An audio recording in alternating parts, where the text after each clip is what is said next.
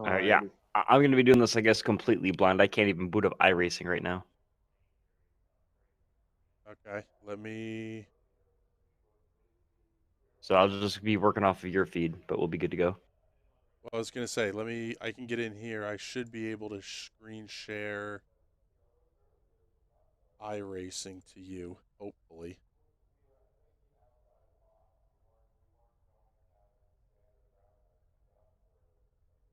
Cool.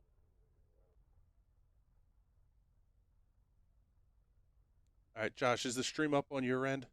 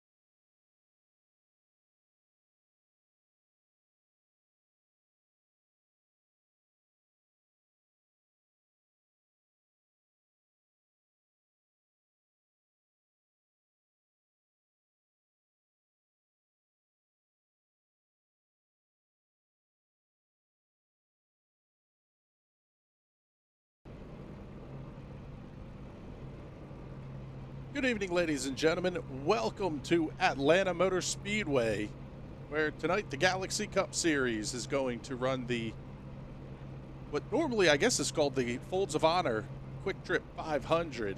My name is Chris Graham. It is a pleasure to have you joining us here on JCTV. Tonight, we've got a National Racing Network production going on here, so thank you very much for those guys for stepping in here. Josh Coppernol is going to be driving tonight, and I'm joined in the booth by Chad Irvine. Chad, how you doing, buddy? Oh, we're keeping busy over here, man. The March Madness is going on, and we're having a great time of it. So ready to watch some racing, take a break from the shooty hoops for a bit. Yeah, that's right. We've got a starting grid all lined up here and ready to go. Let's get you the lineup. Starting on the pole for this one will be the number 18 of Robert Anderson. Quick time, 29.003 seconds. Brandon Figliola is going to line up to his outside. Jason S. Teller and Cameron Caldwell will make up row number 2. Zach Probst and Jake Hickson in row 3. Row number 4, Joshua Gaiman, Brandon Proudfoot. Row 5, Sean O'Brien and Dakota Knoll. Row number 6, Dane Cruz and Mike Hellier. Row number 7, Josh Campbell and Alex Princeton. Row 8, Dave Hughes Jr. and Jason Chambers. Row number 9, David Duke and Kyle Ammon. Row 10, Dylan Fritz and Dallas Pasca. Row number 11, Justin Boyles and Tai Impolito. Josh Coppernol, Nolan Hodgson going to make up row number 12. Row 13 will have Jonathan Medeiros and Dustin Webb. Dylan Schmidt and Andrew Russo in row 14. Row 15, Kevin Franks and Randy Drumhiller. And media in the 31st spot. There's actually nobody named media. But 30 cars scheduled to take the grid tonight. And Josh, oh my goodness, Josh. Chad, one of the interesting things that we're going to see here, I think, is pitch strategy is absolutely going to come into play. And absolutely huge way here tonight. Oh, absolutely. You get that every time you go to one of these mile-and-a-half tracks, especially when you're running for 500 miles. We saw it last week, and we're going to see it again here at Atlanta. Biggest difference from this week to previous weeks of Galaxy Cup is the qualifying format. Instead of being over the course of 2 days and giving drivers an opportunity to turn laps on their own, they're going to be doing things a little bit different. They did things right before the session started, but we're getting set to go racing. Also, turn number 4. Green flag goes in the air. We are underway. It's going to be a side-by-side drag race into turn number 1. We can't even pick a winner here as they come off of 2. No, I mean, Anderson and Figliola starting up front. They've had fast cars all season long. And, I mean, they're off to a blazer. Still 2x2 for the lead. Big wiggle there out of fourth running Catherine Colba. I was running these cars just about 40 minutes ago doing a little bit of testing, and these things are an absolute handful on cold tires. Once you get them warmed up, they're really good for 3 or 4 laps, and then the tires start to go away. We were talking to some of the drivers earlier. Pit window was going to be mostly based on tires, but you could go up to 70 laps on a full fuel run. And that's something we talked about last week, just kind of how, you know, you can run the tires for X amount of time, you can run the fuel for 70 laps or whatever it ended up being. But, like, it just ended up being guys riding around as long as they possibly could, waiting for that caution, hoping and praying it would come, and it just never did. Ooh, 2 cars. What a great job by Caldwell. Caldwell, what a fantastic save we saw just about a lap ago. Early on cold tires, like you mentioned, a fantastic save like that drops him down from 2nd all the way back to 6th, but he's hanging on up there and still in the top 10. Yeah, this one's going to be it's going to be interesting to follow here. I mean, we've heard that the pit windows could open as soon as lap 20 if the caution flag were to fly, but you could go all the way out to lap 70. What we're anticipating is most of these drivers are going to try to cut the stage in half as Caldwell looks to the inside of Robert Anderson. That's the battle for the 4th position. That's going to be the big challenge, is figuring out when is the best time to make that stop. And we really still haven't sorted things out yet here, Chad, as we're still too wide back that 7th and 8th position. Yeah, stage number 1 here goes until lap number 105, so you're not going to be anywhere close to making it on one stop. But do you try to short pit and run that undercut and see if you can't get guys on strategy there? Or do you run it as long as you can, hope for that caution, and see if it comes out to save your bacon in the end? Yeah, that was sort of the feeling that we were going to get, was we would see a similar race to last weekend. One thing that's a little bit different here is that we haven't had the early caution flag yet. You know, knock on wood here, but everything's been clean and green so far. Yeah, and I mean, that just once again attests to the talent of these drivers. We've seen it week in and week out, getting solid green flag runs off the start. And man, I don't want to look too far ahead, but I can't help but bring up Bristol Dirt next week, man. I'm giddy over here looking a week ahead. Yeah, that one's going to be an interesting show all the way around. Doing a random draw for heat race starting positions. Then they're going to run the heat races. I believe it's top 6 or 7 from each of the heat races is going to transfer into the feature, and then we're going to get to see the Cup cars on dirt. A very, very nice preview of what will be coming next Sunday for the real world. If you haven't driven them yet, the Cup cars are a blast on dirt. You say they're a blast. I say I don't know what I'm doing in them. That car and that track with that surface configuration, but I could not figure it out. And that's why we're up here in the booth, and these guys are the ones down on the track. Yeah, that's right. These guys have turned more green flag laps here than I've been able to turn on dirt. So, kind of interesting that we're not seeing a huge breakaway at the front of the field here. Brandon Figliola holding on to the race lead by 0.2 of a second over Jake Hicks, and we'll pick that one up as they head down the back straightaway. that battle staying fairly close. Once again, the Galaxy team, the Dynamic team, I should say, starting to check out and run away with things a little bit here. The best battle towards the front is going to be between Brandon Proudfoot and Cameron Caldwell. Yeah, and I mean, that Dynamic team, they've been dominant all season long. We heard about it last week, how they, ran away with things from the get-go, and man, just from there, it's been Dynamic all season long. I believe they've won every single race this season. Is that correct, Chris? Yeah, they've taken the checkered flag home each and every time the Galaxy Cup Series has been on the racetrack.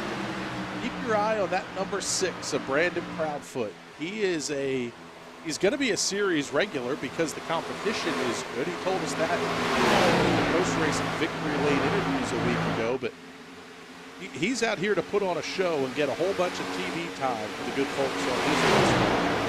And one good way to do that is to stay on. Yeah, he's currently doing that, running P3. Still a second and a half, though, behind Figliola and Hickson. And those two have just pulled away with it. Proudfoot up 5 spots from the start of the race, as well as Hickson up 4 spots from when the green flag dropped.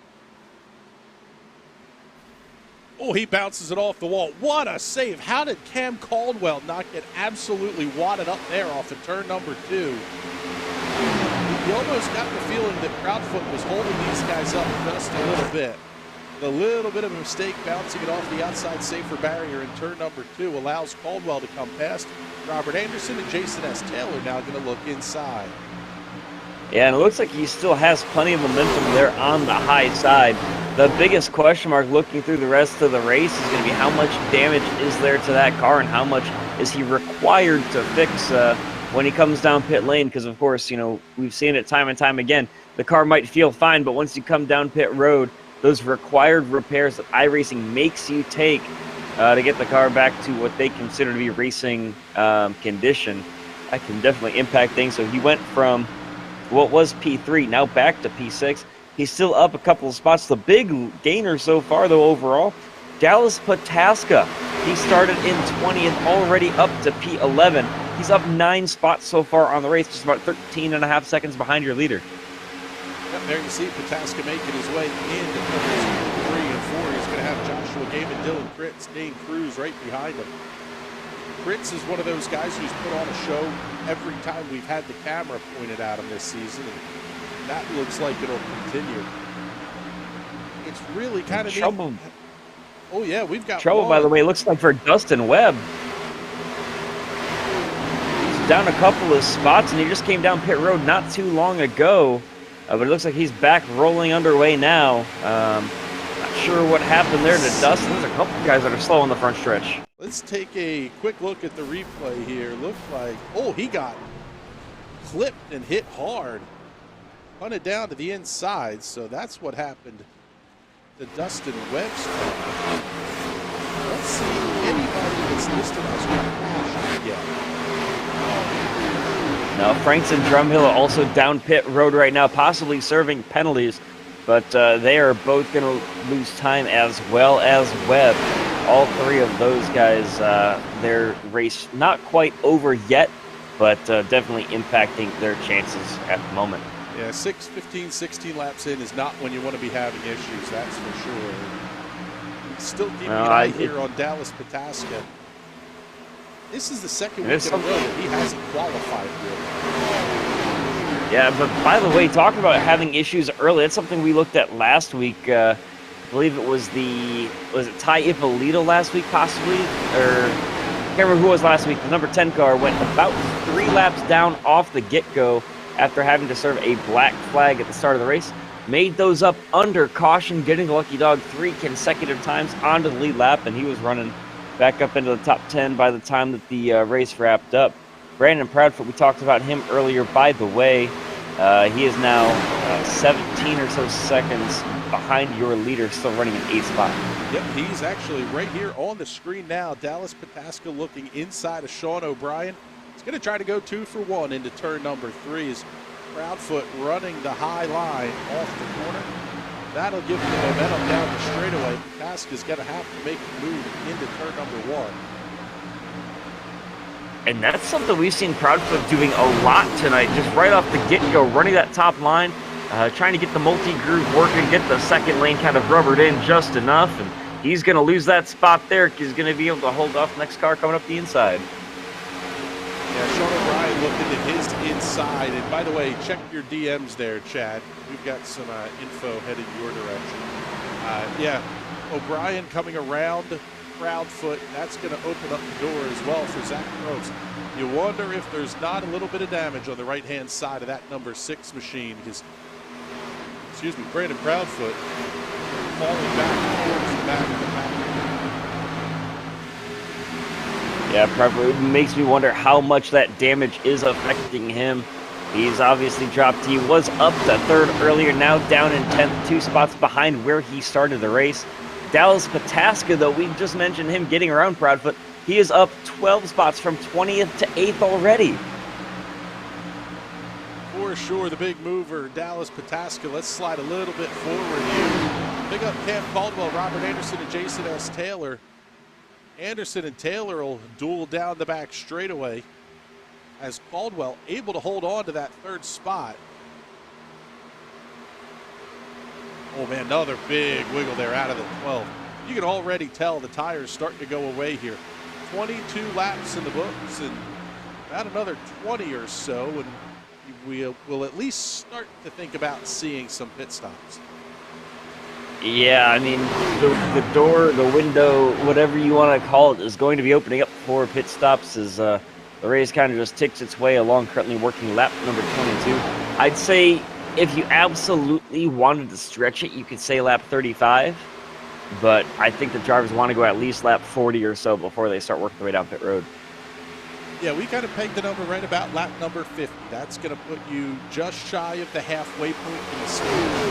That'll give, you'll have 50, and then you'll have to run 55 on the back end. Not necessarily the most ideal, but between lap 60 and lap 70 is an absolute hard stop where these cars are going to have to make their first stops in stage number 1. And one of the things to bear in mind here is that getting on and off of pit road here in Atlanta is not easy.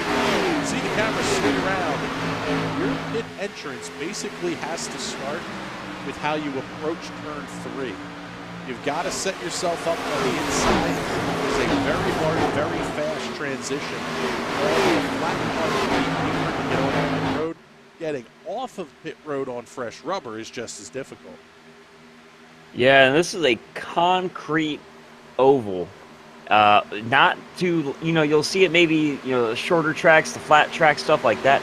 You don't see it that much in terms of the bigger 1.5 miles and even bigger tracks than that. You'll see the asphalt pavement with that.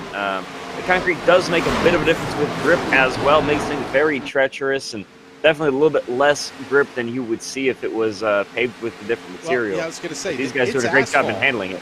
This track is asphalt. Is it? Yes. It hasn't been repaved since 1997. The current NASCAR track record holder here is Jeffrey Bodine at over 197 miles per hour. This place is as beat up as a racetrack is going to get. In fact, I guarantee you on Monday, following this weekend's Real World Cup race, people will again be screaming for Atlanta to get repaved as Brandon Proudfoot put it up into the outside repaving wall again. I could have sworn that this place was concrete. Yeah, it looks like it. That's how old the surface is here. It is incredibly beat up. It is very tough on tires. It's very bumpy as well. Wow, what a save there out of the 78 of David Duke. And you're seeing guys go 3 wide through the quad oval there, and that's very sketchy. Kind of, 3 wide further up in the pack as well. Wow. Yeah, 3 wide anywhere at Atlanta is, it's doable. The place is plenty wide enough. It's a whole lot of faith and trust that you're putting in the drivers around you. And the equipment as well, because you really don't know. There you saw it out of, I think it was the 84 of Kyle Ammon. Just a huge wiggle for that car. That's it's a huge change what these tires go through, even on a lap base. Oh, Ammon gets it up into the outside wall. He's going to start to fall back through the pack. Slides it to the inside. Caution flag number 1 will fly. So first yellow flag of the night flies here at the Atlanta Motor Speedway. And let's back it up here, get you the look here. What happened to Kyle Ammon? He got turned down to the inside. It really started back a little bit further than that. And it looks like a couple guys working their way down pit lane, including Joshua Gaiman just before the caution flew, able to work his way down. That might be a blessing in disguise for him, that yellow flag flying. Absolutely. Man, there was even more contact. Let's see if we can't look later on in that replay. It looks like maybe the 19 got spun out as they were going into turn number 3. Let's take a look here. It was just in front of when he went around, and I mean, it was just very interesting. Tai Impolito here. Everybody on pit road, by the way. 19 of Ammon definitely got some damage. In fact, he got it on the front end and the back end. Trouble for the 11. Jason Chambers as well. So let's pick everybody up here. See who's going to win the race off of pit road.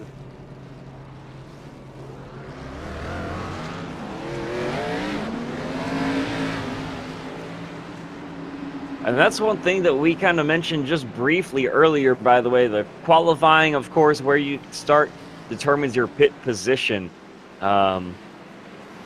Different qualifying procedure this week. Typically, it's the Friday and then like the day of before the race. There's 2 separate sessions up that will determine where you start in the field. This time they decided to switch it over to what essentially was a just the standard iRacing qualifying session. Definitely a big change from what the drivers have been used to so far this season, but I think it's for the better. It saves all the drivers just a little bit of time with their days, and overall, it seems to be working out so far. As looks like Figliola gonna come up. Is he gonna be in first place? Yep, Brandon Figliola gonna be your new first place driver. 14.7 seconds on the stop for Figliola. Jason S. Taylor going to be second off of pit lane, 15.3 seconds on the stop for that team. 15 flat for Robert Anderson. Cam Caldwell out in 14.5. 15.3 seconds for Goodyear Racing Eagles. Toucan Sunoco Fuel for Jake Hickson. Dallas Pataska continues the charge forward. 14.5 seconds on the stop. He runs in the 6th position. Up 14 spots from the drop of the green flag. Dylan Kritz up 9, Justin Boyles up 10, Dylan Schmidt up 12 to run in the 15th position. And by the way, you see that 44 of Randy Drumhiller there leading the field. He is a couple of laps down, and he's also an entire nose of the car down. Yeah, that's not the night you want to have to start here at Atlanta Motor Speedway. I mean, aerodynamics, it's about as critical here as you're going to find at any track outside of Daytona and Talladega. And it's definitely not what you want to be dealing with there. But he'll take the wave around, get one of the laps back. It looks like Kyle Ammon is going to be your lucky dog, being the last guy now onto the lead lap. Jason Chambers, the other driver, 1 lap down. He's lost 11 spots. The biggest loser so far appears to be that 61 that brought out that caution of Joshua Gaiman, down 17 spots from the start of the race. Brandon Proudfoot, wow, what a struggle he's had so far. He is down 12 spots. He was running third earlier, now all the way back in 20th position. Yeah, Zach Gross also 17 spots in arrears. Jason Chambers down 11 after the contact that he had at the end of the incident that brought out this caution flag. And I'll tell you what, Chad, this is where now things are going to be really interesting, because they can make the end of the stage just about. We're going to have 67 laps to go, 68 laps or so to go when we come back to green flag racing here.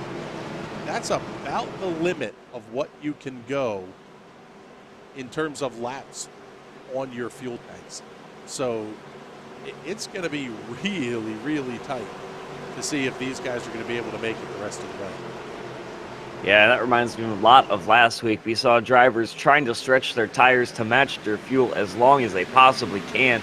And by the end of the run, they were 2 to 3 seconds per lap slower than the guys further back in the field that decided to pit for fresh Goodyear Eagles. We are back underway with the number 7 car of Brandon Figliola, jumping up to a huge gap so far back to Jason Taylor for second. And Taylor did not get up and go. In fact, he got a big old shove from Cam Caldwell right on the start. And he's gonna, oh, what a save. Wow. Jason S. Taylor falling like a rock. I don't know. Cutting some grass as well. I was going to say, he's doing some landscaping. And somebody else doing the same. Wow. Is unreal. Here, let's get you the replay on this one. Just on the apron there.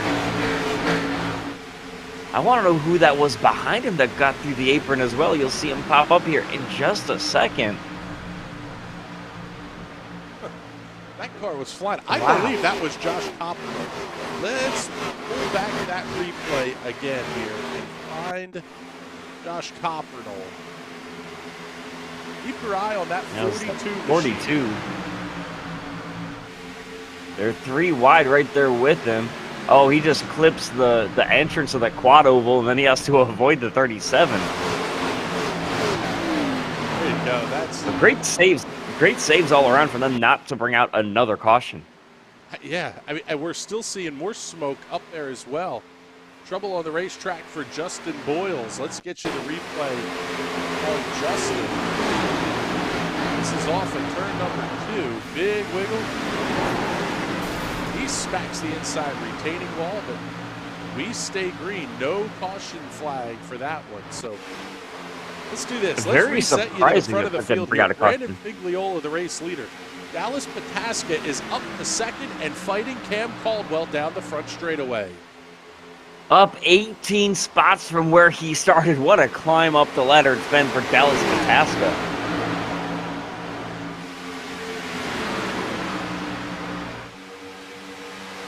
Caldwell going to look back to the inside as they enter turn number 3. A good drive mid-corner for the 12, but Pataska will have the momentum advantage off the corner. Man, that looked like Bobby Labonte and Dale Earnhardt coming for a win back in 2000. It would not surprise me one bit to see that later on tonight when we get to the end of this thing. The inside's the short way around. The outside carries so much more momentum. Yeah, you can definitely keep your foot in it a lot better.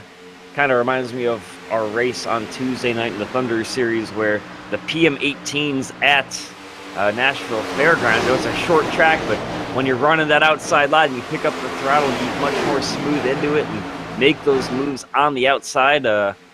And just like it does here in these Cup cars at a longer track, on that short track, I heard 3 wide at one point during that race, and I thought I was going to have a code brown. I'm sure these guys do the same when they hear 3 wide from their spotters as well. Yeah, there's no other way to look at it, really. We're a handful of laps into the run here, and the tires are already starting to go away. I mean, it was only about 10 laps ago that they came in for their pit stops. And 10 laps is about where you start to see the big fall off in the tires. Dylan Prince and Jake Hickson get a battle just ahead. That's side by side. A lot of good racing here inside the top 10, and maybe a little bit surprising here, Chad, that we haven't seen Brandon Figliola and Dallas Pataska totally check out. No, that's one thing that's kind of surprised me as well, just the way that throughout this season, these dynamic guys have really not had the short run pace, but as the run went on and the tires broke down, they really started to pull away. But Dylan Chris, we've seen him the exact opposite so far this season, having that short run pace, being able to work his way up a couple of spots, and then as his tires break down, he just drops like a rock through the field. So far, though, he is currently running third, about to lose that spot to the number 12 of Cameron Caldwell. Man, That's tight coming off at turn number 2 and down the back straightaway. Crit's another big charger in this one. He's up 16 spots from the drop of the green flag, and he's going to have Jake Hickson all over his back bumper as Caldwell loses 2 spots. Now he's going to lose a third to Robert Anderson. Wow, what a fantastic run there by Hickson on the outside. Able to keep his foot in it and just shove his way all the way up to the front of that group as he works his way up to the 3rd spot. This is the battle from 3rd on back to about 7th, 8th position here. We've got good fights throughout the field here, though. I mean, there's that battle with Caldwell. We'll slide back just a little bit. Pick up Dave Fuge in the number 22. He just had Dane Cruz come around him, and Zach Probst, who was one of the big losers early on, has already made up all those positions at the restart. He's now going to battle Fuge into 1. And just look at that Padres car sending it down on the inside. Abel Holton just pulling off the slide job, chopping the nose of the 22 coming off the corner. And he's going to have that spot as work the way down the back straightaway. Something that to keep an eye on here as the run goes on. When the tires fall off, are we going to see that kind of move result in the air coming off the back of the rear spoiler? So when you slide up in front of someone, you kind of lose all the air because they've already opened that pocket up just a little bit. You may see the car who tries that big slide move not necessarily be able to keep the position later in the run. Yeah, and I'm wondering if we can't get a look at the back of the 22 car. It looks like there might have been some damage to that back bumper of the car, possibly. Maybe just the way that it's molded, actually. Just from that higher chopper shot, it looks like it was bent up just a little bit. You see the track bar kind of sticking its way out the bottom. No, the back end of that car does look clean, because that would have been a huge issue as the tires break down the way the downforce affects these cars. The 22 looks to be in a world of hurt, though, as you see him losing the tail end of the 78 right in front of him. Yeah, we'll slide forward here. Pick up Dylan Critz and Dakota Knoll. Critz is going to be the black and green 36 on the outside. The 55, Dakota Knoll looks to his inside. Down the front stretch. This is one of the things about the Atlanta Motor Speedway is even when you're on the front straightaway, you never really feel like you're straight because of the way the dog leg is shaped. You're almost turning the entire time. So really from the entrance of 3 to the exit of 2 is almost like one big corner is what these drivers are going to feel. That will absolutely play into the handling of these cars later on as well. Yeah, you really have to protect that right front on these cars. You don't want to get them too hot.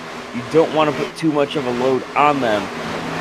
But, you know, with the way that these cars work with the splitter and how they transfer the weight over, you really need to protect your right front. And if you don't, it can be in a world of hurt as the run goes on, especially if you don't get the caution that you might be praying for. The other one that really comes into play is the temperature of the right rear. Not necessarily the wear on it, but just getting it hot enough, the car will go from handling well to snap oversteer. When you have it right when you cross that line, right about 300 or so degrees tire temperature, the car can really become a handful if you're not careful with the right rear. And by the way, the 37 of Jason Taylor, we saw him a little while ago cutting the grass through the infield. Dropped all the way back to about 23rd or 24th. He is now up to 20th and still working his way through the field, but he has a long way to go if he wants to get back up to the front of the field where he started. Yeah, he's not making up a ton of time. Seeing him in about the 1.5 seconds back from Kyle Abbott. Well, actually, we'll pick up Kyle here. He's actually catching up on Joshua Gaiman. This is going to be the fight for 18th and 19th position, and maybe a little bit of a strategy play coming here. I don't see any incidents, but Josh Coppernall and Mike Pellier both making pit stops now here at lap number 51.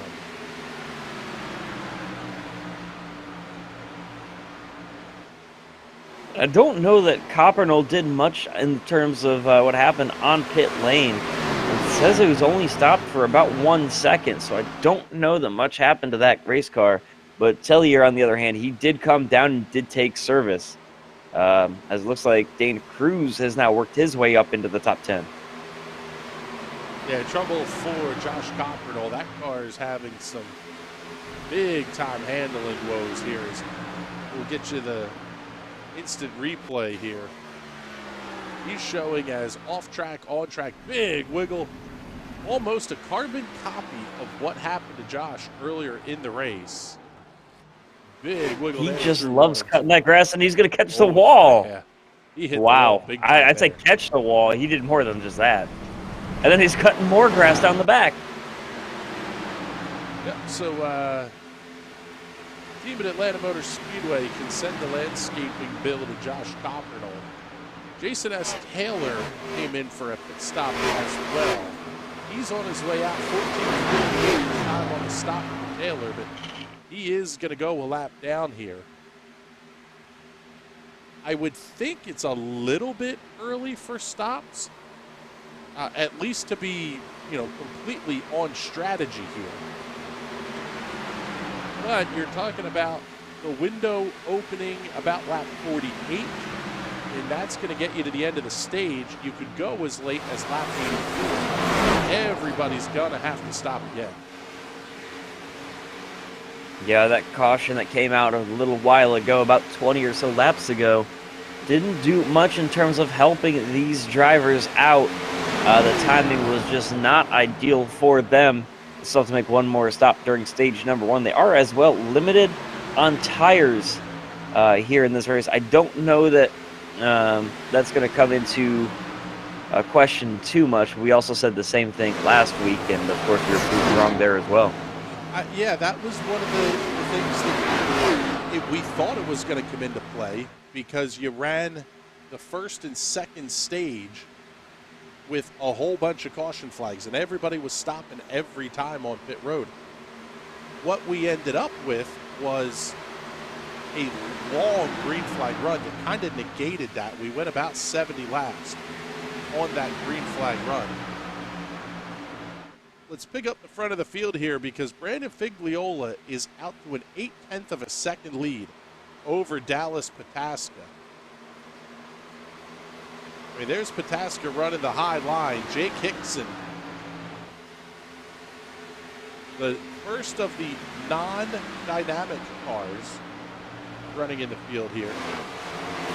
Everybody towards the front has started to get stretched out just a little bit. So swing back, pick up Alex Princeton and Dane Cruz. Princeton, that baby blue number 5, just ahead of the 40 of Cruz.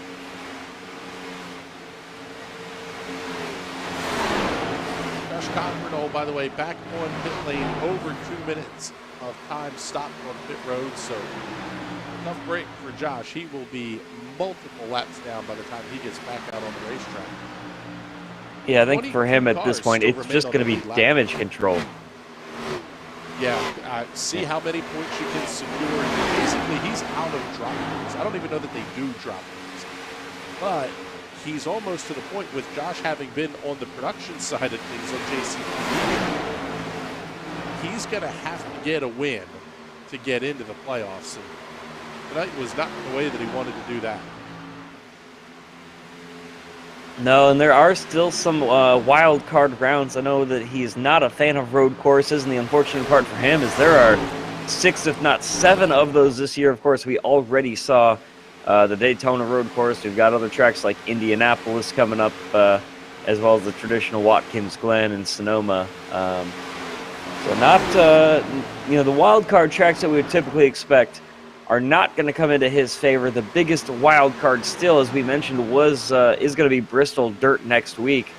But overall, I mean, he really needs to find a way to take advantage, because those dynamic guys at the front of the field, they have not given him a shot at a win so far this season. That's what he's going to need to make the playoffs. They haven't given anybody a shot at the front of the field here. We'll swing back here. Let's pick up our number 2 hard charger. That will be the 96 of Dylan Schmidt. He's up 15 spots from the drop of the green flag. It's a good run so far for that 96 machine. It's funny that you're talking about wild cards. Eventually you hit a point where the wild cards, you have more wild cards than you have regular cards.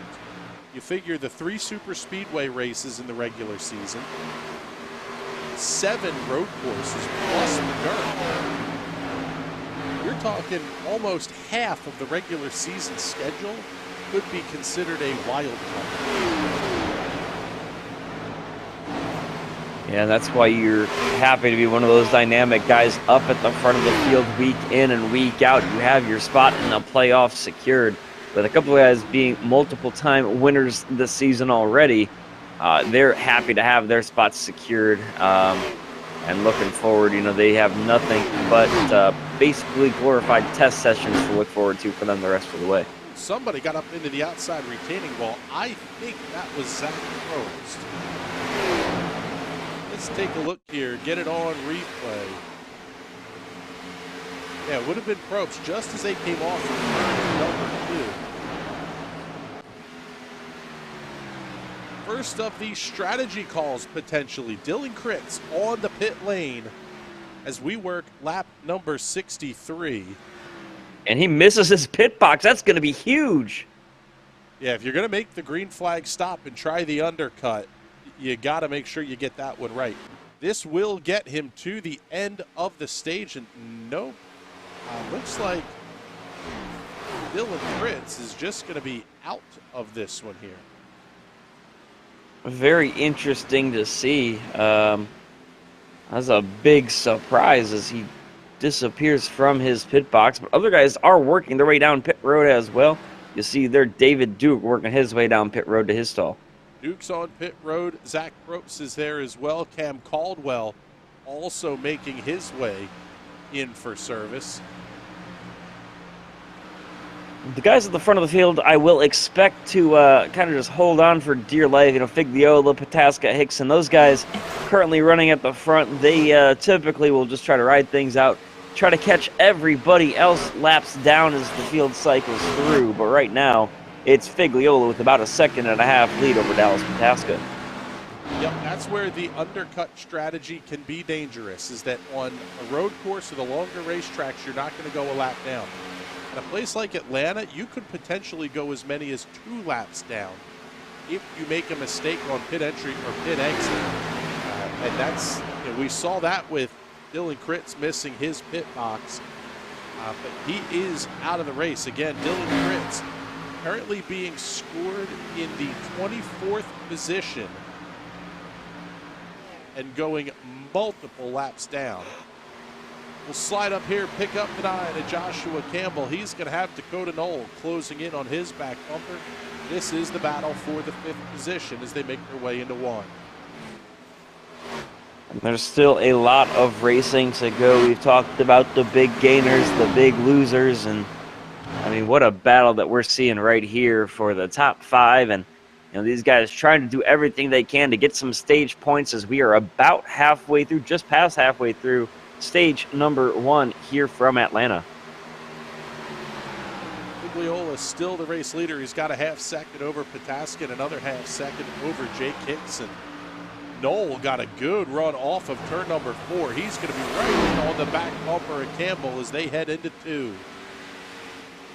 That Cincinnati racing machine trying to work its way around the top side. He's going to be side by side at the door down the back straightaway.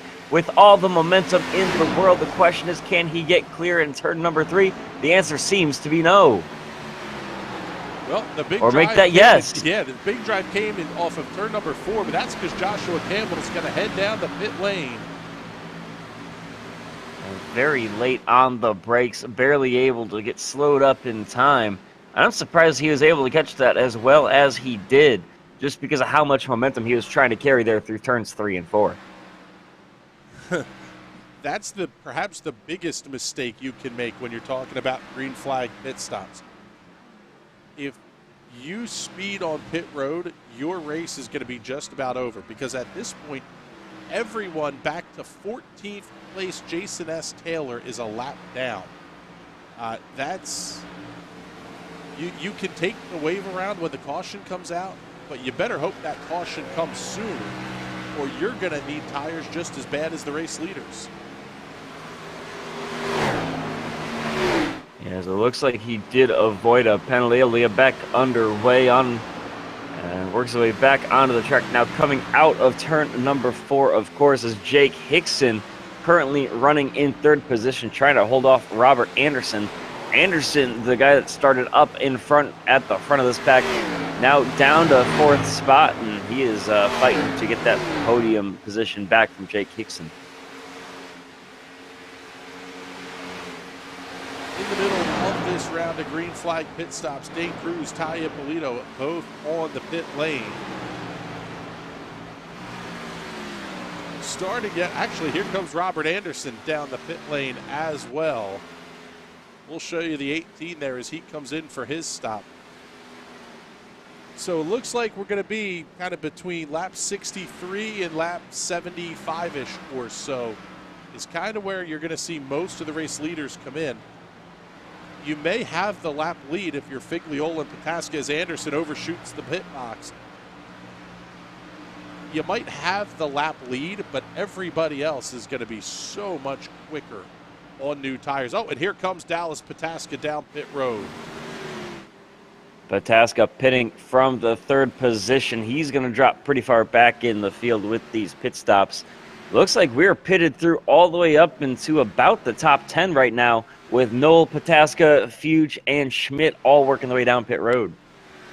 Yep, this is going to get you to the end of the stage, that's for sure. And so far, only Brandon Figliola, Jake Hickson, Alex Princeton, Kyle Ammon have not hit pit road. And as we say that, Jake Hickson's going to make his entry onto pit road. So number 32, another of those dynamic teams at one of the DOS Racer entries. Leaving just a couple of cars out on the racetrack that have not made their 2nd pit stop yet.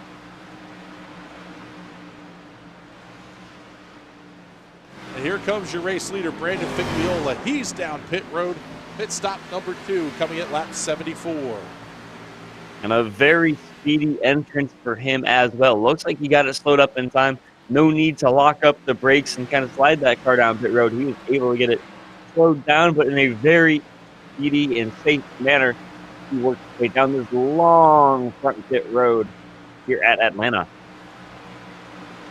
Drew has the right-hand side of that car in the air for Brandon Figliola. Right side down, the left side will go up. It's going to be 4 Goodyear Racing Eagles, 2 cans of Sunoco fuel. He's on his way out of the pits, and we'll get you the pit stop times up here in just a second. Yeah, the one to note, it looks like Kyle Ammon with a very fast stop. Did he not take lefts? Yeah, let's take a look here. This is the pit stop times for everybody. Kyle Ammon only 9.7 seconds. He actually, his 2nd stop looks like it was on lap number 30. So he came back in for a 2nd run at the pit lane there on the lap 29 and 30 window. Ammon now on to pit road. Alex Princeton will be the 1 car left on the racetrack that has not made a visit to pit road. We haven't shown him a whole lot here. Let's get you a look at that number 5 machine. I mean, you can see it. Excuse me. These cars are passing him like he's not even moving. Yeah, no, his last lap was a 32.4 as now he works his way down pit road. Jason S. Taylor, the guy currently sitting 2nd and going to inherit the lead, it appears. Last lap was a 31.4. Otherwise, Dallas Pataska, 30.02. Brandon Figliola was a 29.9. So other guys much faster than Princeton and Taylor last couple of laps. Yep, there is Jason S. Taylor, your race leader, as he makes his way down the front stretch. He's got a couple of dynamic cars absolutely hounding him as they head into turn 1. That's going to be Brandon Figliola and Dallas Pataska. How about 3 wide for the race lead off of 2? Wow, what a move, especially still with a lot of racing left to go. This is only stage number 1, but these guys are racing like they're coming to about 5 laps to go here. There's Joshua Campbell getting around Jason S. Taylor, also Robert Anderson. So top 4 are all back in line. It's a blue oval at the head of the field. Couple of Otas in second and third, and just like that, one of the 3 Toyotas in the show, Robert Anderson, claims the 3rd position away from Joshua Campbell. And Jason Taylor just dropping like a rock. I'm not sure that something isn't wrong with that car, but he is losing a ton of time going from 1st to 5th over the course of about half of a lap. I think the issue there is that his tires are 20 laps older than everybody else's. I mean, it just goes to show you, if you get caution in that 20 laps, you're going to have to make the stop. There's just no way around it here. Dallas Pataska was much quicker on the in-lap and the out-lap than Brandon Figliola was. The pit stop time for Pataska was almost a half second slower, but the lead for Figliola was over 2 seconds when they came into the pit lane. So that's all in the in-lap and the out-lap. Wow.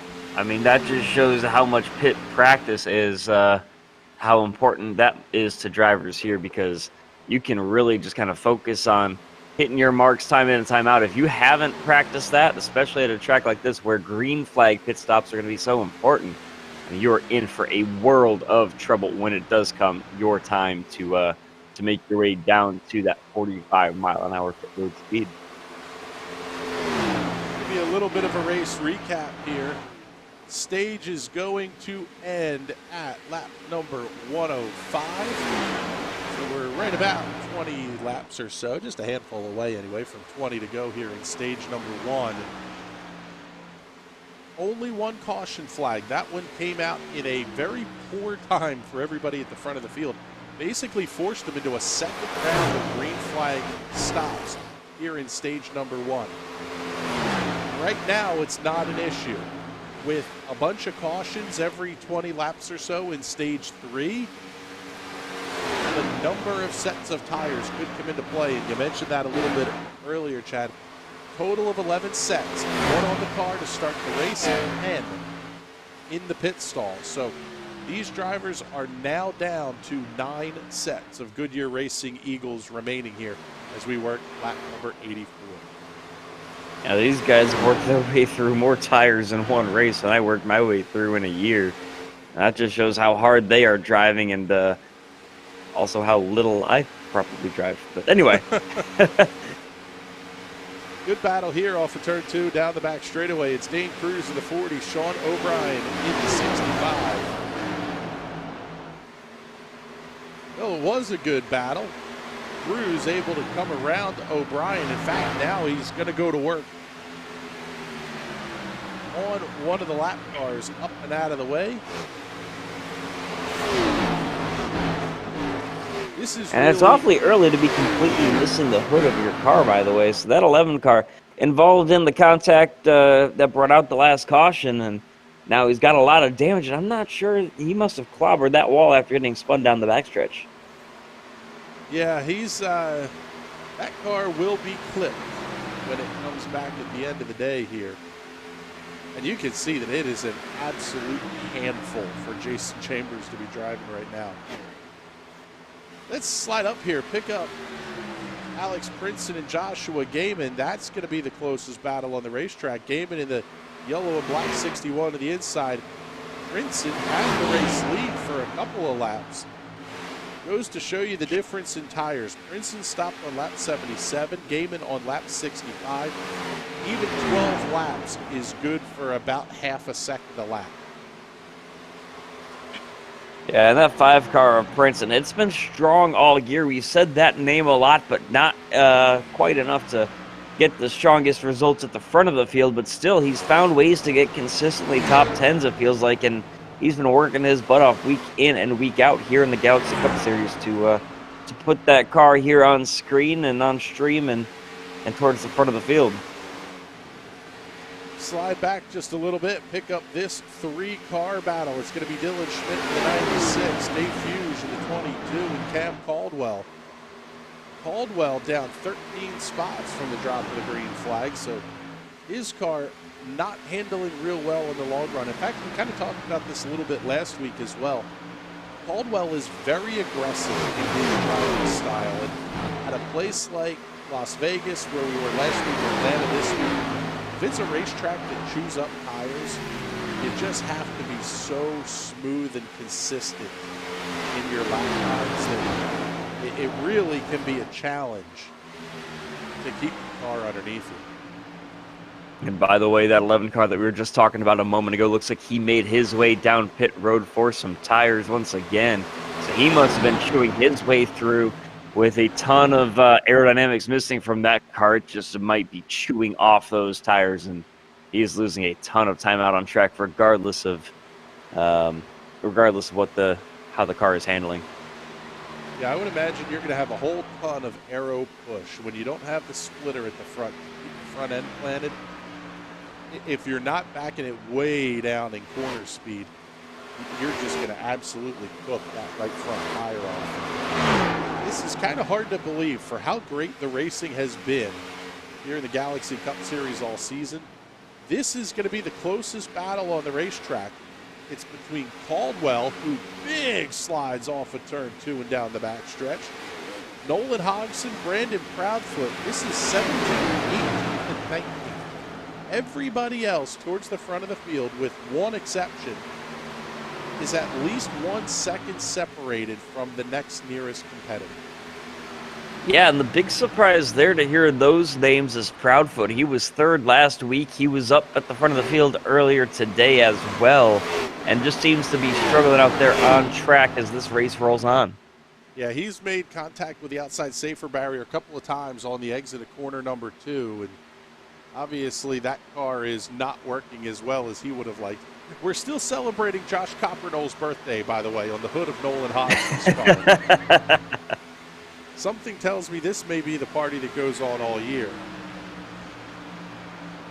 I don't object. I mean, thing about birthdays that you have cake, and cake is the food that brings everybody together. That's absolutely beautiful, Chad. Almost poetic. Looking at our hard chargers as we roll here. It's like it's a Jim Gaffigan bit or something. Yeah. Dallas Pataska, your currently second place driver. He is the hard charger for the night, up 18 spots to run in the second position. Jake Hickson, that's actually the closest battle inside the top 10 is between those two cars. We'll slide back just a little bit. We'll show you Tai Impolito. You'll notice a theme here. A whole lot of dynamic Autosport and DAS Racer cars on your hard chargers list. Impolito up 10 spots to run in the 12th position. And Dylan Schmidt, the 96. Yeah, I'm surprised at how many guys have worked their way up double-digit positions. Of course, you got Pataska, Impolito, Schmidt, guys like that. But then you have guys like Cameron Caldwell down 15 spots, Proudfoot down 9, Jason Taylor down 8. So you have the big winners and big losers. But wow, the big winners tonight, they are just winning huge, up about 20 spots for Dallas Pataska. Yeah, I don't know that Dallas Pataska can get to 20 because he's only got one more to go when he's up 18. But the point is well taken because I said about. That's sort of the thing to watch here is who's coming and who's going. The biggest losers on the night, I mean, there's only a couple of them. Cam Caldwell down 15. The big one is Mike Tellier, who's out of the race, down 16 spots to 28th. But so far, there's not really anything that jumps out at me that's, is kind of screaming like this is going to be a huge point swing. Taking a look at the point standings here, Jake Hickson is your points leader on the strength of a couple of wins. Tai Impolito, second in points entering the night. Dylan Prince, who is third, out of the race, and he will finish no better than 26th. Tonight. So that's going to be a big loss in the points for Dylan Pritz. William Boisvert isn't even in the show tonight. And Boisvert is currently fourth in points. Cam Caldwell fifth. Bigliola sixth. Robert Anderson, Sean O'Brien, Jason Chambers, and Dallas Pataska the top 10. Now Pataska, you can kind of put an asterisk next to that one because he does have a win. So he's locked into the playoffs. But going back to 16th, you're looking at Alex Brinson, Jonathan Medeiros, Joshua Campbell, Nolan Hodgson, Jason S. Taylor, and Dakota Knoll, your 16 that will make the playoffs heading into tonight. Yeah, I think some of the guys that aren't here tonight might have a little bit of a fever known as basketball fever. It is March Madness, of course, and man, it's been fun to watch that all weekend long. But these guys at the front of the field, they don't care about any of that. They just care about churning out laps as we're under 10 laps away from the end of the stage. Things are starting to close in at the front of the field. This is the battle for the race lead. Oh, one car hard up into the outside wall. That was the That's one of the dynamic cars as well. Yeah, Dave Fuge really got the outside wall hard. Now, if I'm Fuge, I'm coming into the pits right now, because that's going to be about your only shot here. I mean, Fuge is the first car one lap down. So I guess he could, in theory, last these last 5-6 laps to get the lucky dog, but definitely not a position that I think you want to be in. Well, the question is that you're definitely going to lose a second lap, and you're not going to have that lucky dog benefit compared to guys like Caldwell and Russo, as well as Medeiros. Those are the other three guys currently one lap down. So if you're one of those guys, those three, you definitely want to see this. Trouble looks like for Zach Probst. Yeah, trouble on the racetrack. He crashed. Oh, Brandon Proudfoot right in front of your leaders. Well, let's get you the right in front of your leaders. Wow. Yeah, let's get you the replay on this one.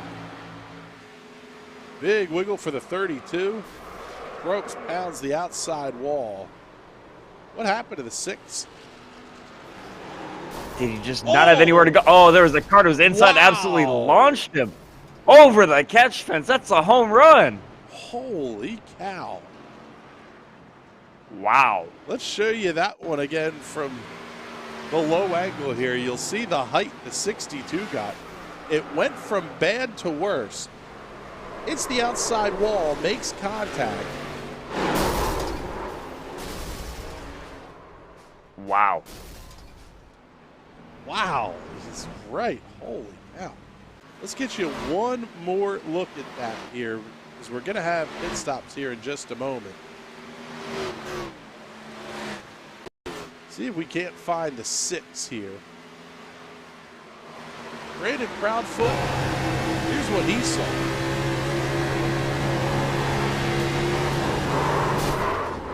Oh, he was just forced up into that one. Unfortunate for Proudfoot. But of course, that was a best impression, I guess, for Probst of the Fosbury flop that you see in the high jump, trying to get over that catch fence there. Yeah. Exceptional reference, that one. I haven't heard that. Close enough. In a decade. Figliola. Close enough. Yeah. We're close enough to the stage break here. This might be the stage break. Yeah, it could see if they count it for it. This is not an automatically thrown stage break, and that's something that's important to note here, is that it really is the admins throw the caution. So they may even just extend this caution out. Once you get to lap 105, that's the end of the stage. You assign the stage points at 105, and you kind of let everybody go from there. It does change the calculus a little bit, not by a ton, but it does change the math in terms of when your next set of pit stops is going to come. We mark these down as lap 102. We're looking at anywhere from lap 121 to 157 for the next set of pit stops. That's a 20 to 50 lap gap on that one. And we'll just pull up the stage info here. Stage number 2 is going to end at lap 210. So even if you go to lap 157, you're still going to be a little bit tight on how closely you want to go here on fuel and tires. So yeah, it's very interesting, the dynamic in terms of length for these two, or for the 3 stages tonight. You know, you got 105 laps the first 2 stages, and then it's 115 for the 3rd stage. Meanwhile, last week it was 75 and then 190, so almost 1.5 times the difference between first and second stage. And um, I mean, just not having those even stages definitely changes things up. But Figliola working his way around in the lead right now, followed by Pataska. I mean, these guys at the front of the field, they've been there for the most part the entire race, currently working their way around for lap 104. Yep, we got the pit stop times up on the screen for you. 14.7 seconds for Brandon Figliola, 14.4 for Pataska, 15.1 for Hickson, 15 flat for Anderson, 14.9 seconds for Joshua Campbell. Again, all these stops for Goodyear Racing Eagles, Toucan, Sunoco, Fuel. Cruz, O'Brien, Knoll, Princeton, Ippolito, your top 10. Everybody going to be right around that 14.5 to 15 second bracket, except for Dakota Knoll, who had a 17-second pit stop. Yeah, it's interesting to note those longer pit times, whether it's just they made a mistake getting into their box or had a tough time coming out of it. Man, I mean, do you look at those black and red dynamic guys up front? 1, 2, 3, and then 5 as well. They're just dominating the front of this field tonight and all season. No surprises there. I mean, you look at things like some of your statistics like laps led. That really is pretty insane. Top fives, 3 for Jake Hickson, 2 for Tai Impolito. Dallas Pataska has a couple of them. It really has been all dynamic. Brandon Figliola has 2 of them as well. So most of the top 5s on offer so far this season have been claimed by the dynamic team. Heading into the week, the biggest mover in the point standings was Justin Boyles. He gained 12 spots up to 22nd in points. Currently running 29th and out of the race, so he will lose a bunch of spots there. The field makes their way off of turn number 4. Green flag goes back in the air. This is lap 106. If we don't see a caution in the next couple of laps, we'll know that that was the stage break. Figliola is going to lead them off at 2. It'll be Hickson, Pataska, Campbell, and Anderson back to 5th.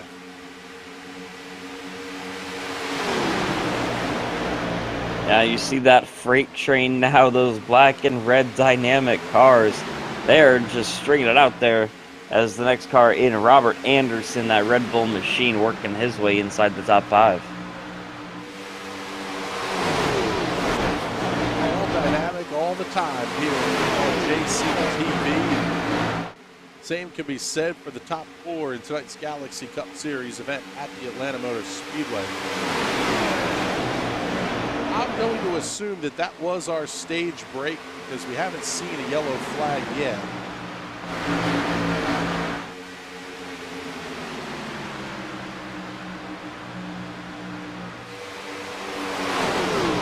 Yeah, I would think that with the timing of that last caution, that had to have been the stage break. These guys up front, though, just starting to run away with it for Dynamic. They still have a long way to go, though, to get to the end of this race. Still working their way through. We still have, let's check, 15 cars now on the lap. I'm kind of surprised that some of the drivers didn't stay out towards the back of the pack. If you call the stage break as being the lap of the caution at lap 102, doesn't make any sense. If you award the points at lap 105, it could have picked up a playoff point and a whole bunch of stage points. If you're a guy like a David Duke, a Dylan Schmidt, Dakota Knoll, gives you that boost in points. I mean, that's a big 10 points this early in the season. Oh, absolutely.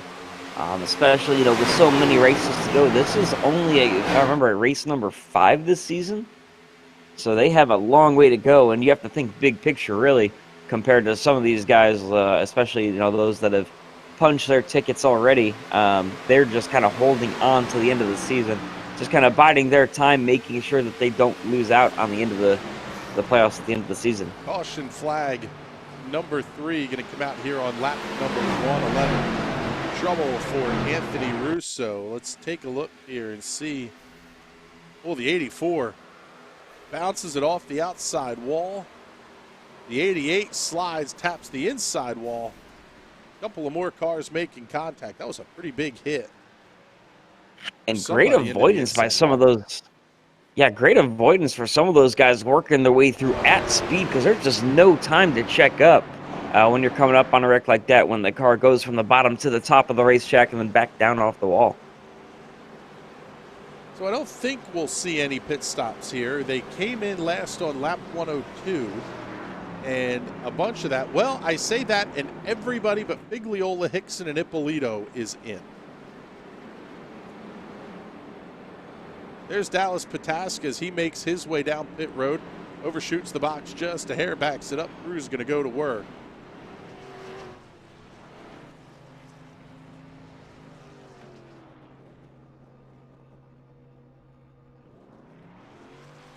Yeah, as always, you're going to take 4 tires and fuel.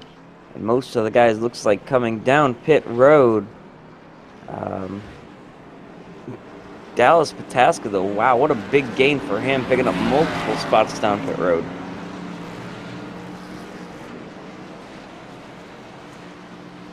Yep, going to be the 4th pit stop of the night. And we've seen Dallas Pataska come through the field in a big way already tonight. Once you get to the front, track position becomes more and more important as we go here. Show you the new running order here at the front. It's still a bunch of dynamic cars. Brandon Figliola, Jake Hickson, and Tai Impolito going to be your top 3. Dylan Schmidt now going to be up to the 4th position. And running 5th is Joshua Gaiman as the lap cars start to make their way down pit road. And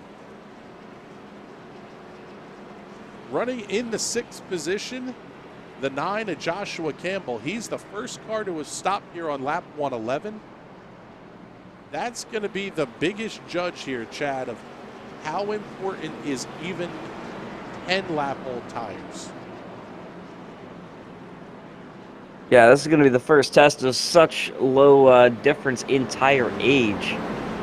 We've seen guys, do it with 20 laps, and it was a massive advantage for the fresher tires there.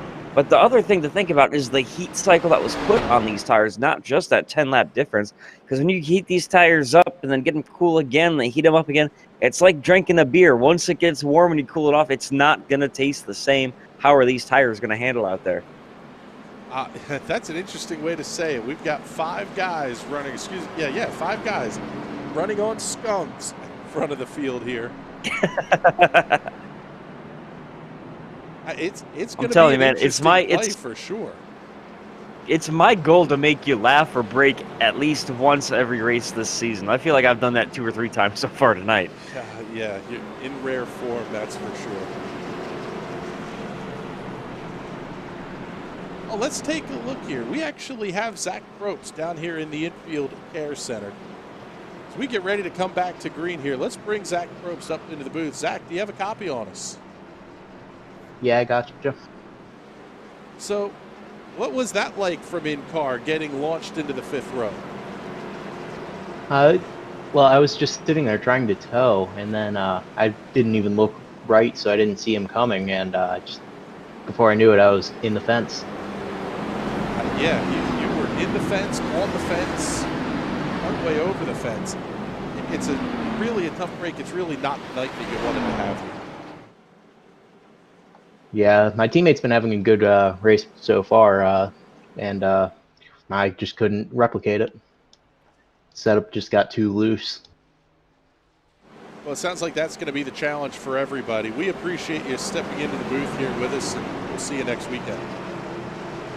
Yep, see you then.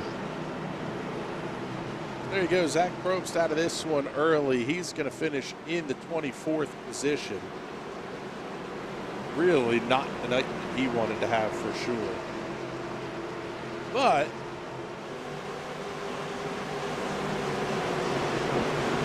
we're going to come back to green here off of turn number 4. Once again, green flags in the air, and we are underway here at Atlanta.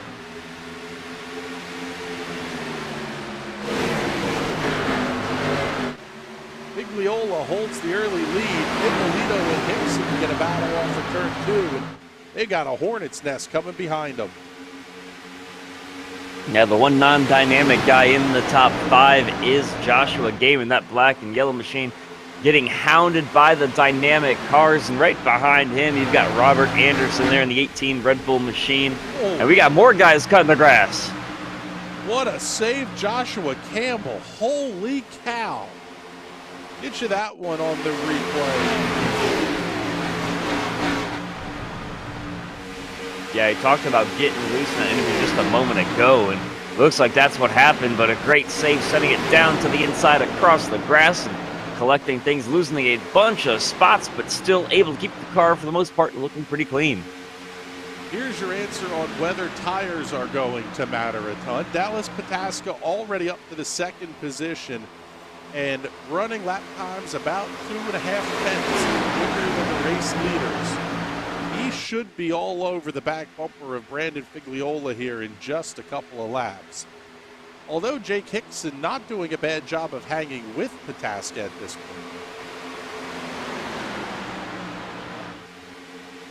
No, and that's kind of one of those things I've noticed, that the early run speed gets the dynamic guys up front, and from there they can't really do a ton to pull more than a couple of car lengths away from everybody around them. We still got a battle back here for both 2nd and for 4th as well.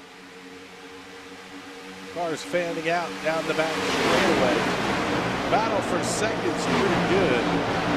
See if we can slide back and get you Tai Impolito here. He's going to be in the dogfight with Robert Anderson off of 4. What a fantastic fight that these two have been putting on the last couple of laps. Just chopping off the nose there was Anderson as he works his way now up into 4th spot. He is, of course, on some fresher tires. Dallas Pataska is up to the lead as well. He's up 19 spots, and he has those fresher tires by about 10 laps. And, I mean, those guys up front not giving each other an inch out there. Yeah, get you the replay there. That's the pass for the race lead. It's Dallas Pataska claiming it into turn 3. As we go back to the live look here, Pataska is still going to be fighting hard with Figliola and Hickson as they come up.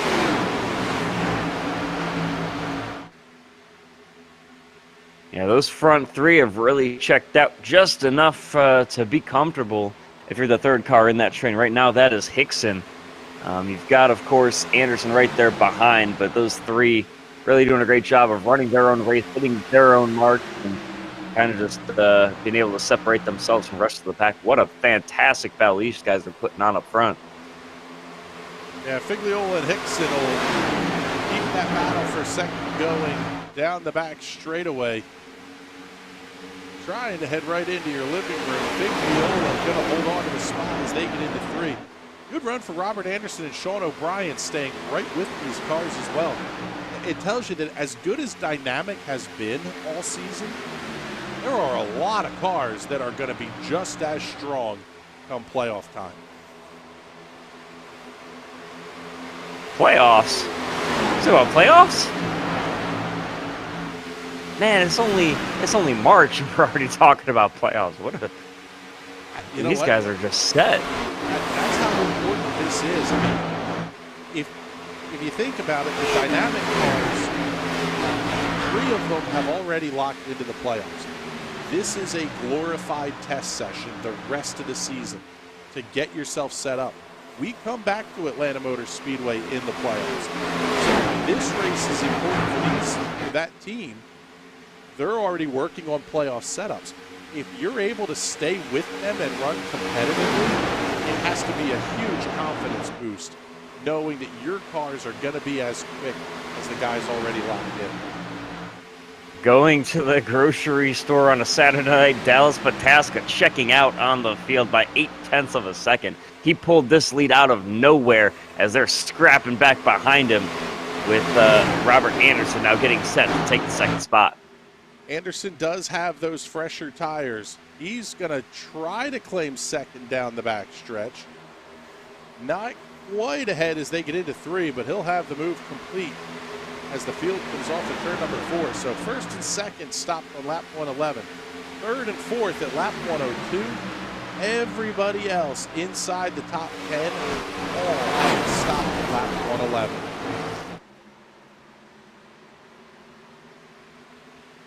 Yeah, a couple of guys, of course, talking stopped at lap 102. But for the most part, yeah, 111 seems to be the way that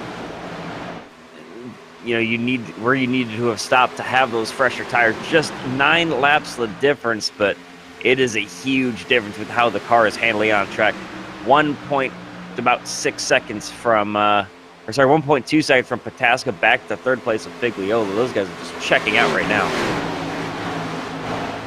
That's sort of what we would expect here, to have Pataska and Anderson start to get away from everybody else.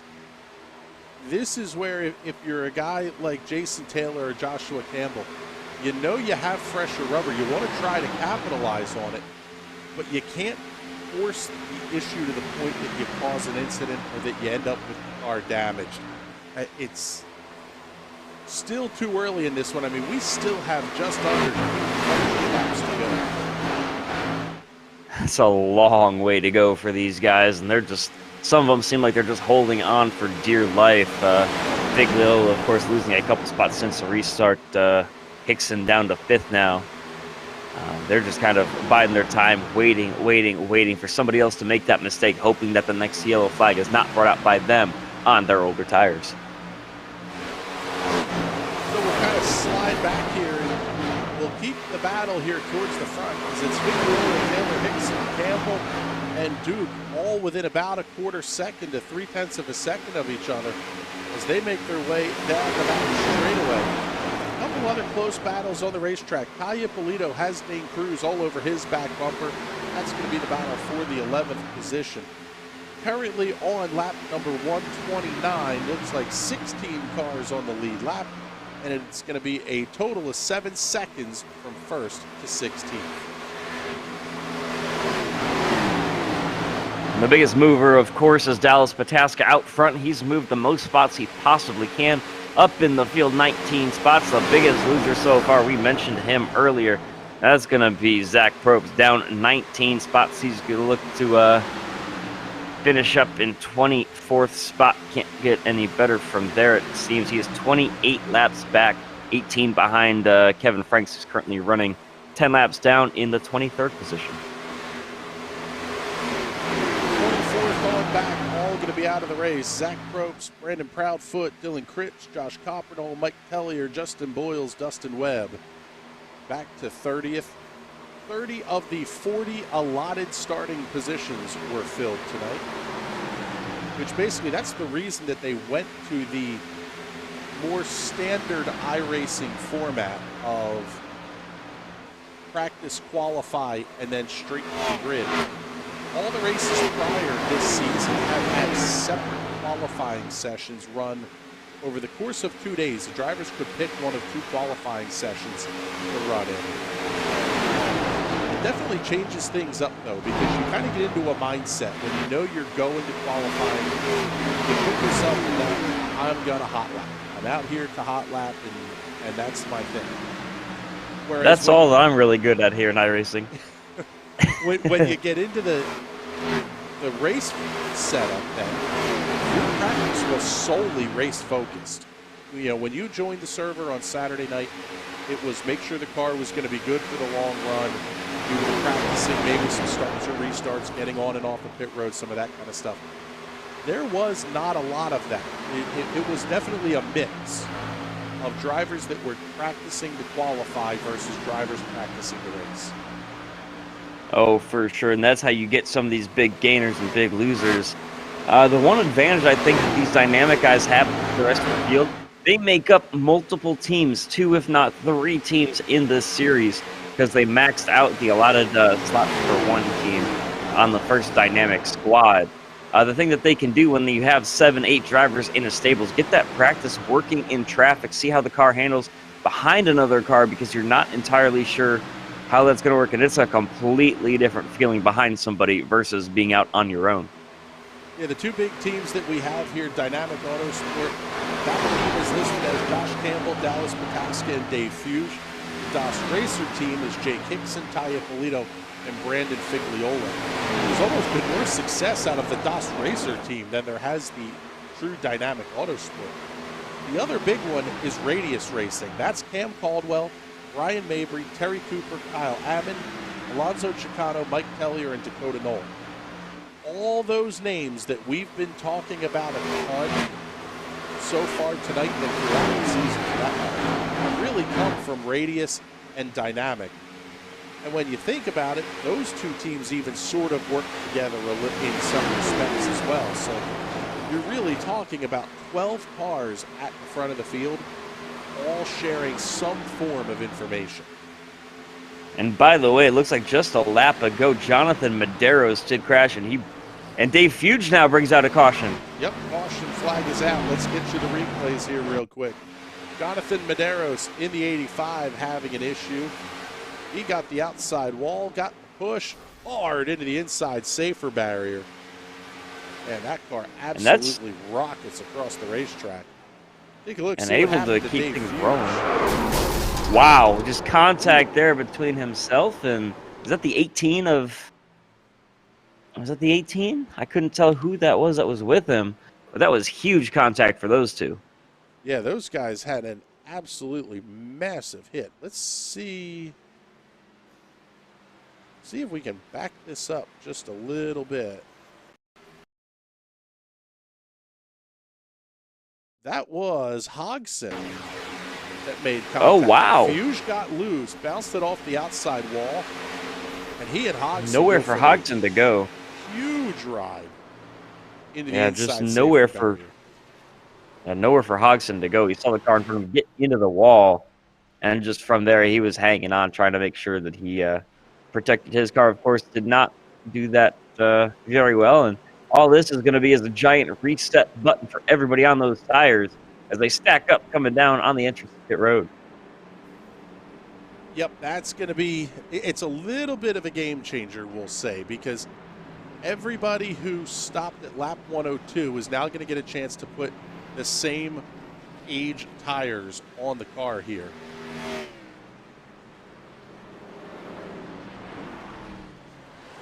The difference is they now have one additional set of Goodyear Racing Eagles available to them.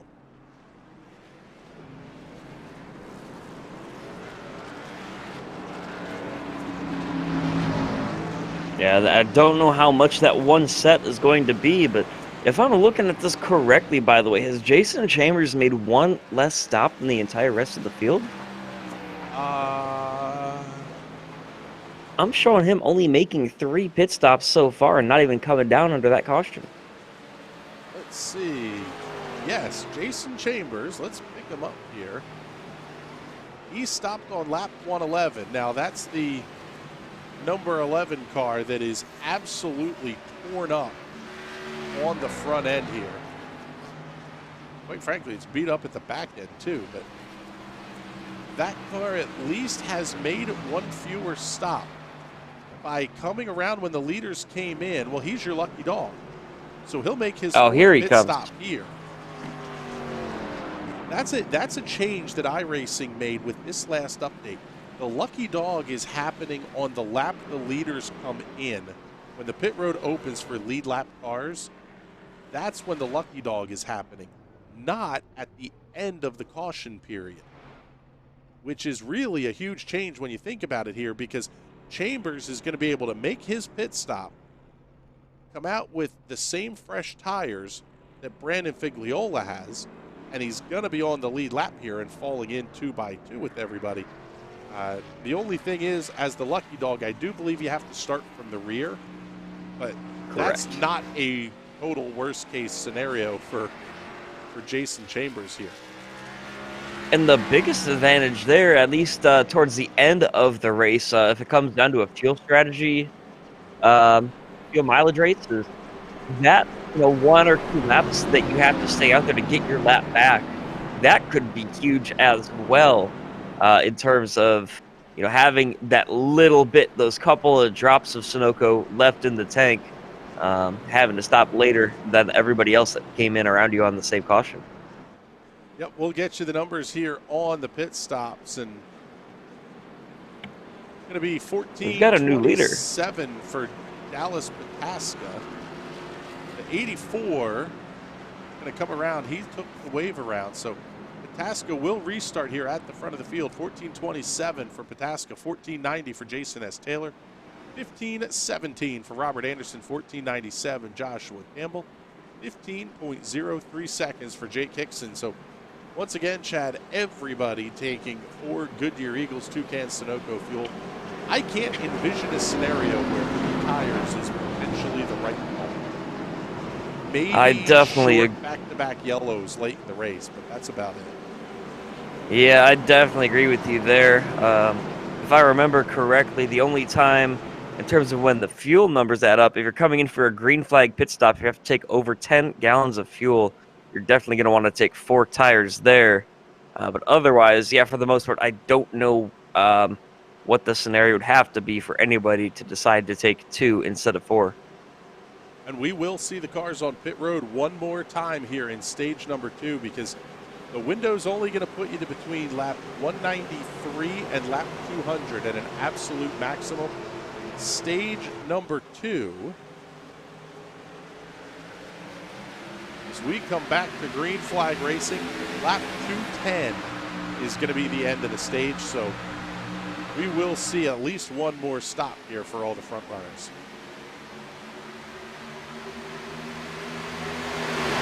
Very long stages here in 1 and 2 compared to what we saw last week with the shorter race distance. But man, these guys really getting after it early. A huge battle there for a second, still side by side with everybody right behind them, waiting to capitalize if somebody makes a mistake. Anderson to the inside, Jason Taylor to the outside. They'll fight down the front stretch and into the dog leg. They'll still be side by side as they come off for 2. Well, one car hard into the outside wall. That was Sean O'Brien. Able to keep control of the race car, but O'Brien going to fall to the tail here.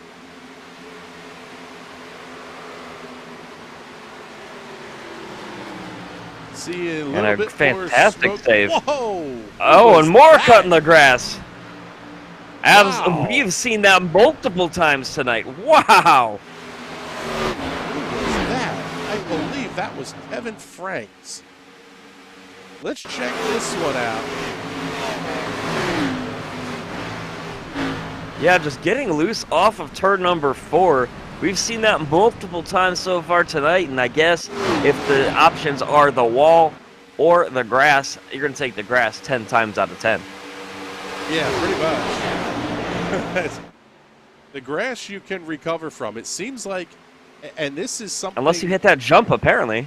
Well, I was going to say, I don't know how the damage model on these cars is affected by hitting those transitions, but I would imagine it's going to be less damage repair than trying than if you hit the outside wall, and significantly less aero damage. Yeah, fortunately for these cars, they are not on the newer dynamic damage model that iRacing has, where it'll just rip a tire off the wall, off of the side of your car, if you catch the wall just wrong. Instead, with these cars, they're a little bit more robust, but also when you get into a wreck, it makes it that much more spectacular, because the car does not absorb the impact the same way that it would if parts just fell off the car like they do in real life. Taking a look here, Sean O'Brien is on the pit lane, as is Dave Fuge Jr. Fuge has been in for about 7 minutes now. Also Nolan Hodgson and Jonathan Madero. So all the cars that were involved in the last caution flag are on the pit lane. Also Sean O'Brien. It was a nice job by O'Brien to keep that car moving, because that prevented another caution flag from coming out. Definitely have to feel a little bit for Dave Fuge this season. All of his teammates around him really having great success at Dynamic, and he just has had either some sort of issue or shot himself in the foot a couple of times this season. So he's got some work to do if he wants to find victory lane, because he knows that his car has the pace to do it. The rundown on the manufacturers here as we work lap 147. Pataska and Taylor, the duo with the gate at the front of the field. Toyota, Robert Anderson. The Ford, Jake Hickson. Third and fourth, back to the bow ties for Joshua Campbell. Whole lot of Chevrolets in this field. Quite a few Fords as well, only 3 Toyotas at it. And that's something that we've seen throughout this season. Not a bunch of Toyotas running in this Galaxy Cup series. And there's not very much of a difference in terms of the cars. I believe they are all the exact same for the most part, except for maybe some changes to the bumpers. So I'm not sure why the Toyota is not more popular, but in the end, these guys stick with what they run and all season long, and they're going to keep doing that as we approach about halfway in this race, if I remember correctly. I don't know how to count. My math is not too good. Yeah, lap 325, so it should be lap 162, 163. Right in that ballpark, I would think. Not too far away from the halfway point here. Showing you the best lap times. Excuse me, last lap times, I should say. We got a battle here for the race lead. Jason S. Taylor. He's going to come around Dallas Pataska off a 2. New race leader, Jason S. Taylor. That car has absolutely come alive as we get here halfway.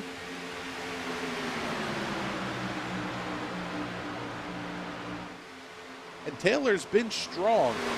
Very quick a couple of weeks ago, coming home second in one of the best finishes we've had in the Cup cars here in quite a while.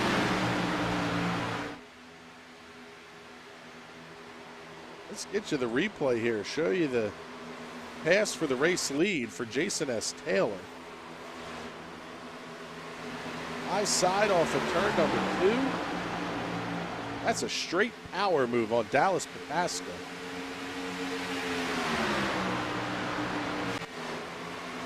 Go back to the live work here. Taylor able to open up the gap just a little bit. In fact, the best battle is going to be right here between Robert Anderson and Joshua Campbell.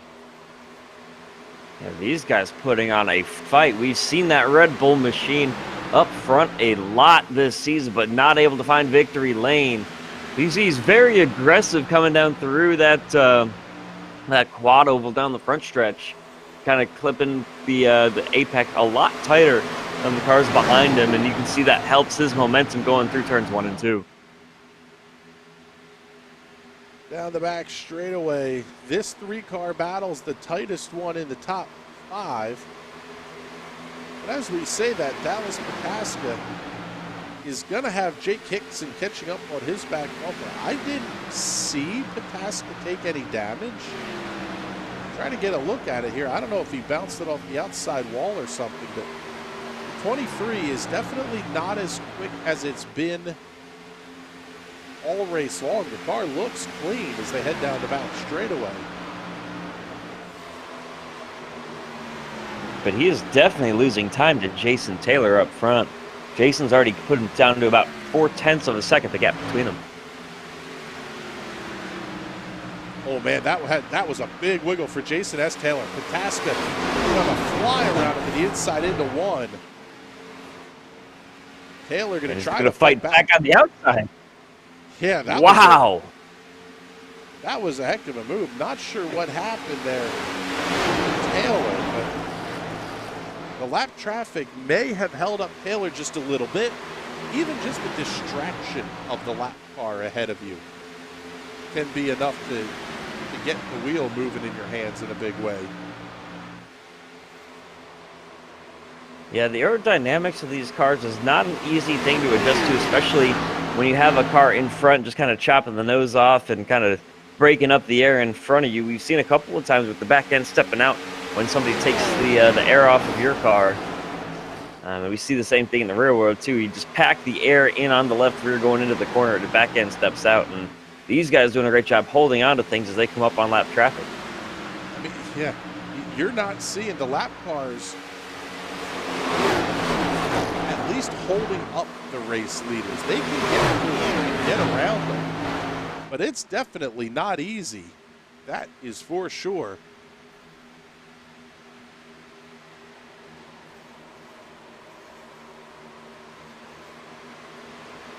That lap car, the 98 of Kevin Frank's caution flag is out.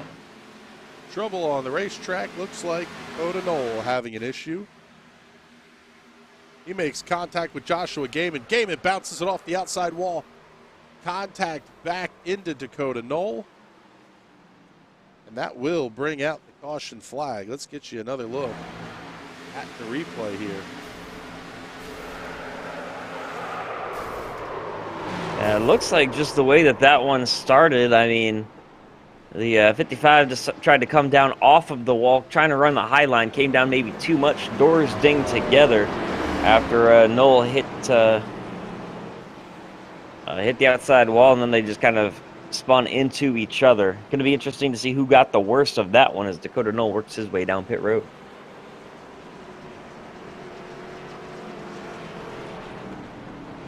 Looks like we have Nolan Hodgson waiting at the infield care center. We'll get to Nolan here in just a moment once we get this round of pit stops taken care of here. Everybody on the lead lap coming down to make their pit stops. And Chad, we talked about how potentially the tires might not make a big issue. Well, currently sitting on, if you did not stop at lap 111, you've used half of your allotment of Goodyear tires.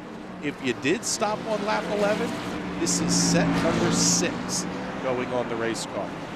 You're going to have to go half the race on basically 4 sets of tires.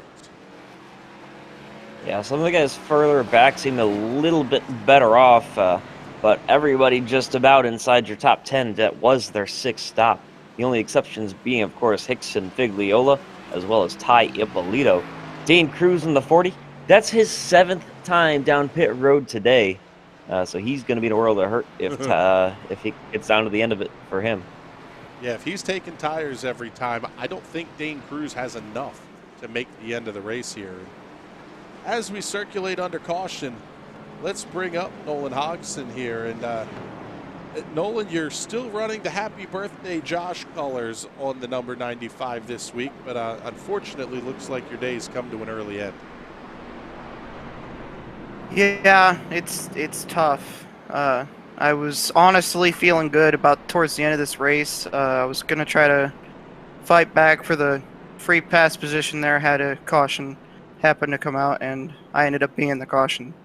So it's tough.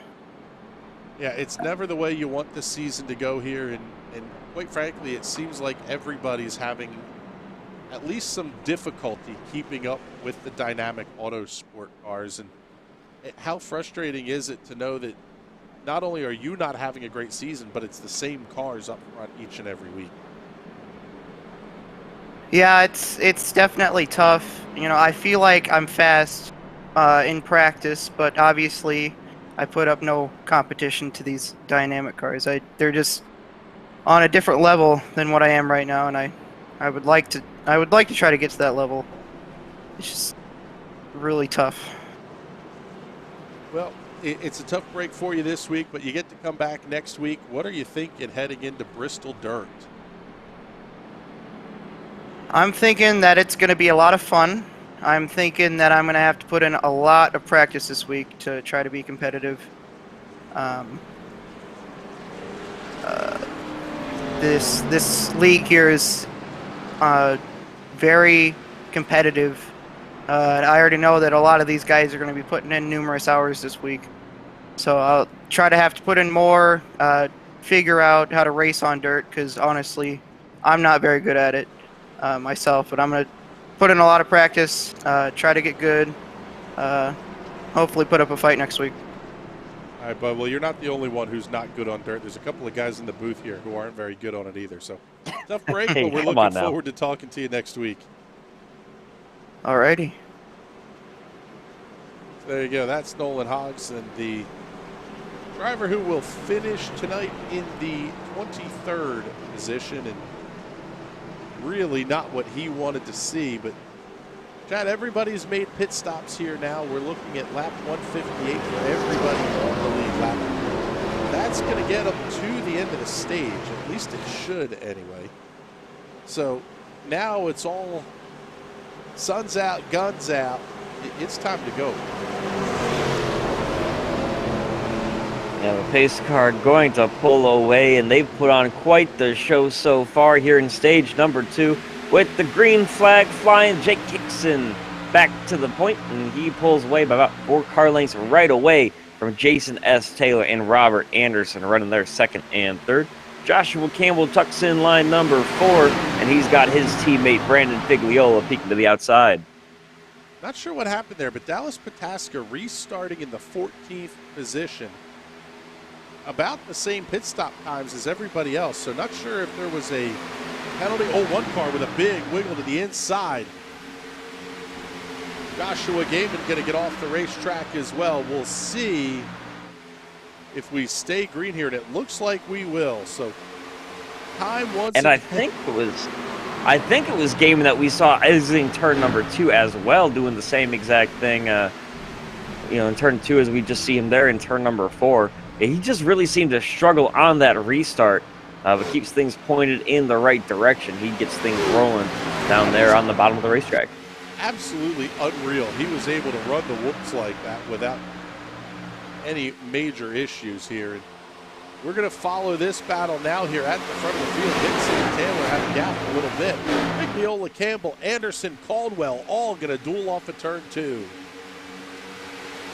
And you can see them jockeying for position, bobbing and weaving down the back straightaway, trying to find any bit of space that they can get. It's now 1, 2, 3 once again for Dynamic. And this racing has been absolutely phenomenal here so far. I can't believe that they're still able to run too wide like this deep into the race, because they do have the dynamic track surface. So the racetrack itself is going to build up heat with the cars running on it. You would think at a certain point, the entire thing is going to be hot and start to slip and slide even more. Yeah, we're about halfway through this race, and as the track heats up, it's just going to get less and less grip. But as the rubber is laid down, it kind of counteracts that as well. But right now, Hickson just doing a great job holding on to things and kind of just running away, as he's got about half a second lead over Figliola and Campbell. Jason S. Taylor going to be battling with Tai Impolito. Impolito comes around, but Taylor gets the good run off the corner. Caldwell falling back a couple of spots from where he restarted, and a little bit of a surprise here. We'll slide back in the field. Dallas Pataska not gaining whatsoever. So something tells me there may be an issue of some sort going on with that number 23. That or Pataska is in straight tire saving mode at this point, and he's going to try to go to the end of the stage regardless of if there's another caution. Yeah, and that's one of those decisions you need to make earlier in the run rather than later, because if you make that decision too late, you might either have burned off your tires or just lose too much time trying to protect them for way too long. It looks like Joshua Gaiman, by the way, we saw him hit the jumps a couple of times down the front stretch just a little bit ago. He is now working his way down pit road. He's been there for over a minute. So it looks like his race might be done. If it's not, he's just going to lose a lot of time getting some damage repaired on that number 61 machine. Yep, going to lose multiple laps here. And there's still a handful of cars that could get around him here. Randy Drumhiller is 2 laps back on Gaiman. It's another couple of laps back to Kevin Franks. So that really could be a drop of even 3 or 4 more spots if Gaiman's not able to get back off the pit road. Absolutely, yeah. Drumhiller just kind of hanging on for dear life, 6 laps down. Looks like is Gaiman back rolling once again? It doesn't appear that his pit counter is counting his way up anymore. So for a minute and nope. He looks like he's disconnected from the session. Okay. So let's give a shout here, though. We'll pick up the 85 of Jonathan Medeiros. His pit time on lap 133, 11 minutes and 56 seconds. I would not have the patience to sit through that one. But good on you there, Mr. Medeiros. Sliding back to the front of the field now. This is going to be the battle for second between Brandon Figliola and Joshua Campbell heading down the backstretch. Yeah, typically during those times, we get 11 minutes or so of repairs. That's the time for you to use the restroom, grab a coffee, and throw some popcorn in the microwave. But instead, he decided to wait it out, and he's back up and rolling, trying to just save every bit that he can. Looks like he's going to get at least one spot back there from Gaiman as he is disconnected from the session. Unfortunate way to end the night for the 61 of Joshua Gaiman, but further up in the field, these guys are battling hard. You see there the 78 sliding up just enough, trying to get that side draft working as he now dives it up the inside through turns 3 and 4.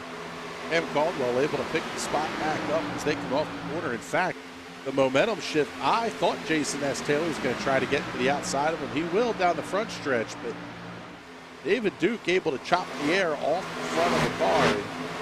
It is such a huge momentum killer when somebody slides up in front of you like that. Figliola and Campbell are going to trade the second position, and now Alex Princeton looks inside of Tai Impolito in 3.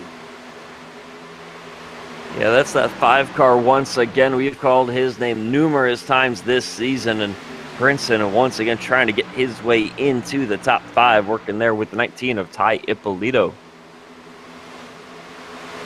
It'll be a good battle. Impolito has not had a very strong couple of weeks. And that's Impolito into the wall right there. Yeah, he bounces it off the outside wall and definitely did some damage to the right-hand side of that car. We'll try to get you the good look at it. The hood's all banged up. That car will definitely not handle as well as it was just a lap ago. Yeah, that right front not looking how it's supposed to, and yeah, he's already lost 2 positions after hitting the wall. All that's going to do is allow Princeton to get into the top 5, and that's right where he's been for a majority of the season. Never really competing for a win, but he's always been up there and in contention. And it's weird to see him so far down in the points for the results that he has. Actually, we've talked about him a lot this season, but Princeton, only 1 top 10 finish on the year, which is surprising with how much we've called his net number. Yeah, it's just a matter of not being able to close the deal. Oh, man, what a wiggle and a save from Jason S. Taylor down the backstretch. He's going to lose a couple of spots, but yeah, it's all about the finishing ability in this series. Yeah, taking a look at his results. His 1 top 10 finish was at Las Vegas last week, where he finished 7th. Otherwise, a 12th at Homestead, 21st back at the Daytona Road Course, as well as a 26th position finish in the Daytona 500. So Princeton, not the start to the season that he wanted, but he's hanging on for dear life and work his way up here as the season rolls around here in the Galaxy Cup Series. So taking a look at the front of the field, Jake Hickson still your race leader. Brandon Figliola, Joshua Campbell, Robert Anderson in the top 5. Gaps have stabilized pretty solidly there. Let's slide back here. We'll pick up Dylan Schmidt, Dane Cruz, and Jason Taylor. This is going to be 9th, 10th, and 11th. And Taylor's lost 2 spots the last lap alone, so he must have had a huge moment. Looks like possibly coming off of turn number 2 the last time by. Now he's 3rd car in that train right there, trying to work his way around on the high side now. Timing and scoring monitor here. Dallas Pataska has not moved up at all. In fact, he's now 7.5 seconds back of the race. I'm sorry, let me correct that one.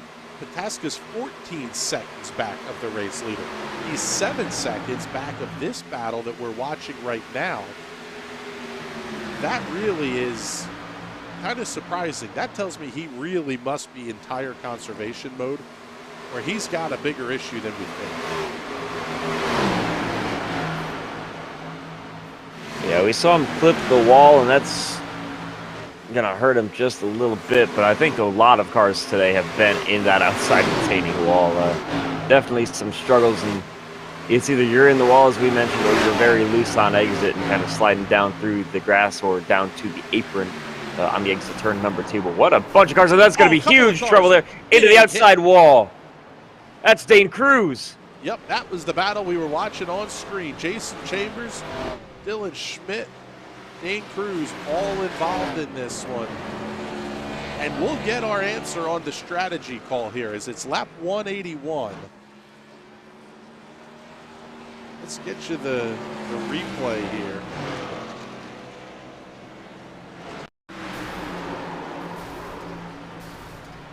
Cruz hard up into the outside retaining wall.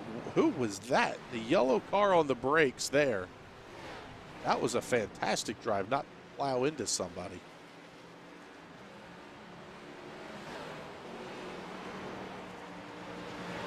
About 140 laps. You can make it on 2 stops from here. I doubt that anybody would try to do that.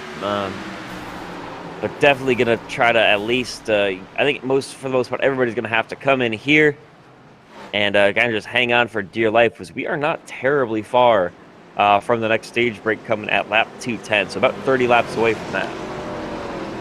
Yeah, I would think you would see everybody here. I can't imagine that you would stay out in this scenario. And well, we got our answer here, because there's Dallas Pataska making his way onto pit road. So everybody going to come in for service. The only cars that have not come in yet, the 40 of Dane Cruz, the 84 of Kyle Ammon. Both of those cars last stopped on lap 158.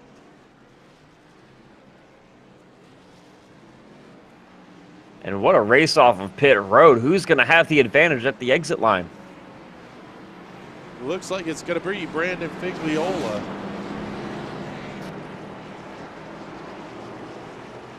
He'll be your race leader off of pit road 1472. The stop for Brandon.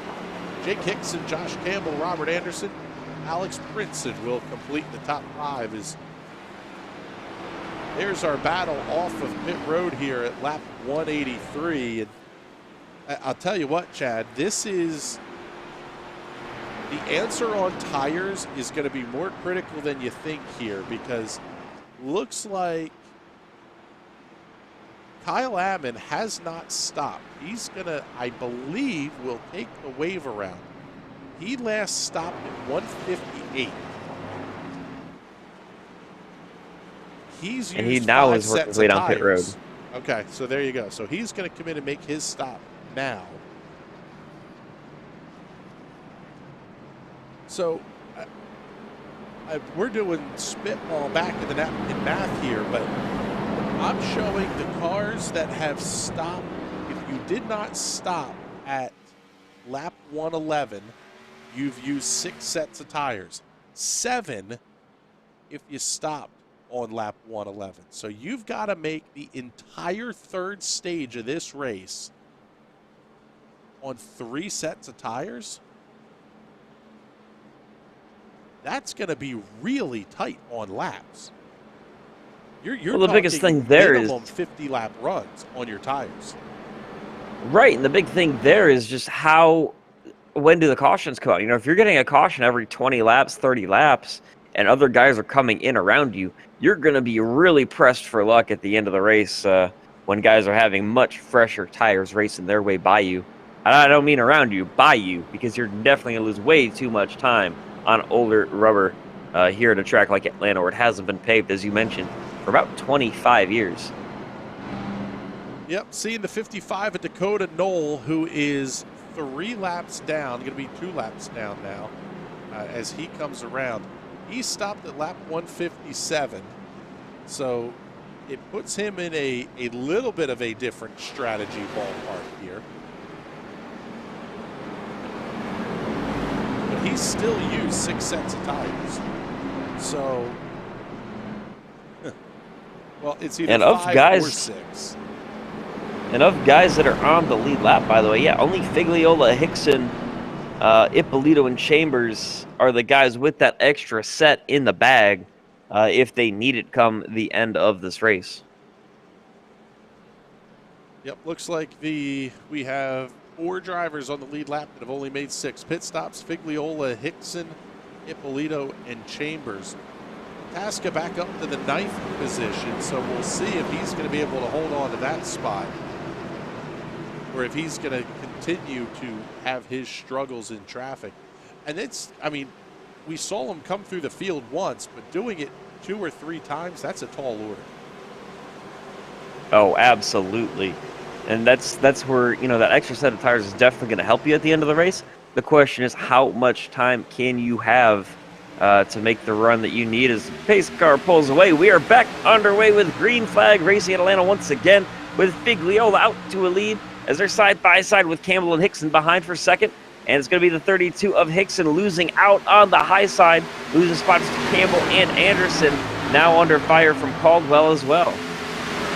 Caldwell going to fight to the inside, down the back straightaway and into turn number 3. We've seen this time and again, the inside's the shorter way around. The outside, you carry more momentum, and it's going to carry Jake Hickson into the 4th position. He'll be able to fend off Caldwell and start the attack on Anderson.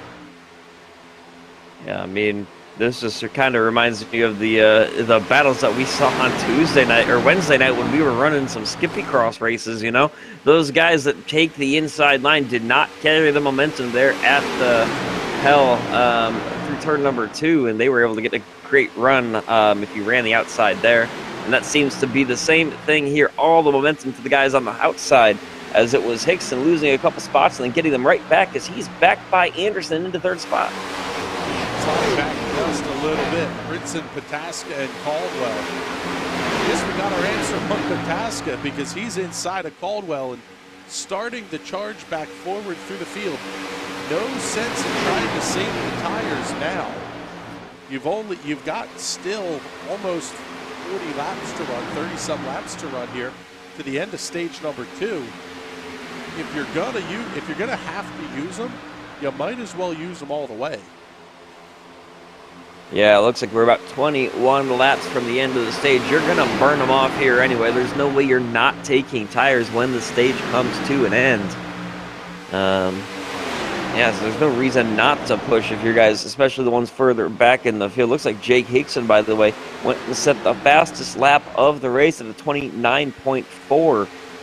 So that's the fastest lap so far, as he's currently running 3rd spot.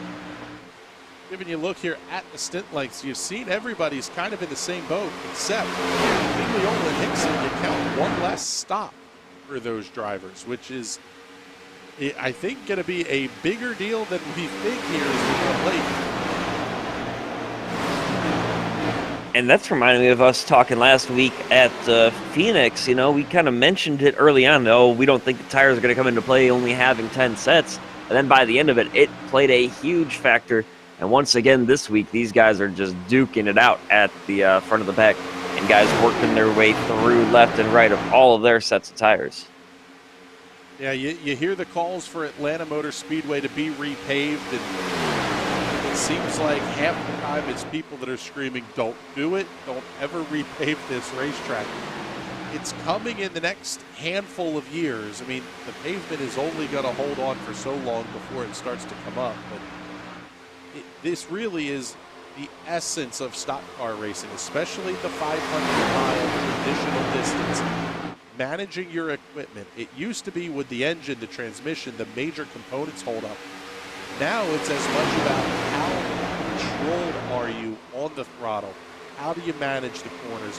How do you make those Goodyear tires last as long as you need them to? We're going to find that answer out here coming up in just a little bit, because the end of this race is going to be absolutely insane. Yeah, I mean, every race so far this season has had great moments towards the end of them and putting on spectacular shows here in the Galaxy Cup. And, man, I just can't wait to see how this one plays out. We still have a whole stage and then some left to go here from Atlanta. Yeah, we're still closing down on 20 laps to go here in stage number 2. Looking at the kind of what the averages are here, the average run length is about 40 laps. If you break that down it would require 4 pit stops in stage number 3. Only a couple of drivers have that ability to take tires 4 times in that final stage. So unless we get a very long green flag run, we're going to be having a lot of drivers in a world of hurt. Oh, absolutely. You know, some of these guys that have that extra set of tires, they're just licking their chops. Look at Jason Taylor back down pit road. Is this scheduled or not? I don't see that he was involved in any Oh, he was actually off track just a lap ago. So he's just hanging on for dear life. Looks like he was forced to take that pit stop, and his race might just be over. Hard contact with the outside wall. Big hit into the inside wall. He absolutely pounded the inside wall. So a break for Jason S. Taylor. Take a look here and see nobody in the infield care center yet for us to talk to. So the battle for the lead is still good, and it's been good for the last 10 or so laps. Figliola has it. Hickson going to try to make it work to the inside. Rule number 1 is don't take out your teammate.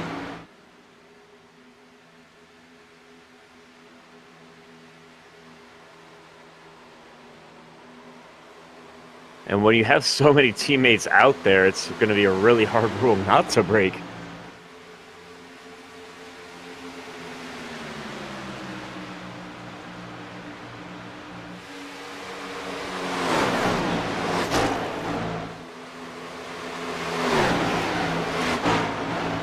Yeah, so those front 3 of Figliola, Hickson, and Campbell really starting to pull away at the front of the field. Robert Anderson, he is just kind of biding his time back there, running in 4th spot. Just kind of waiting and feeling things out because he's been in front of the field just about all day with Princeton right behind him as well. We'll slide back here while we have a moment.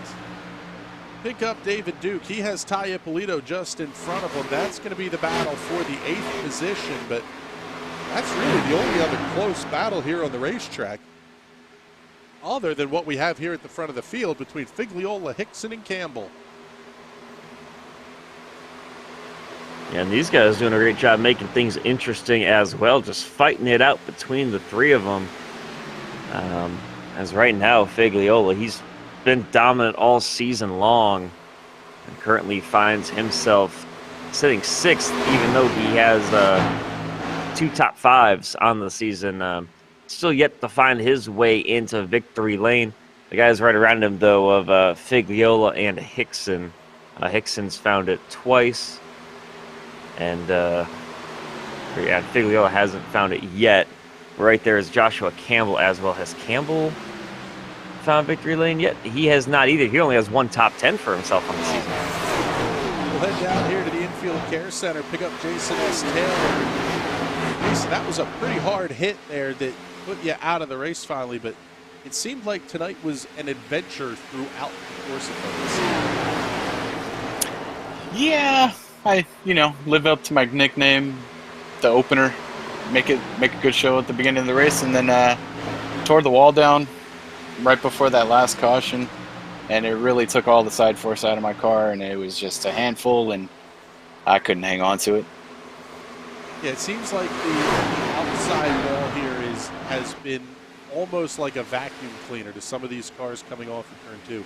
Is that just the nature of how loose these cars are running and the tire fall off that you're experiencing?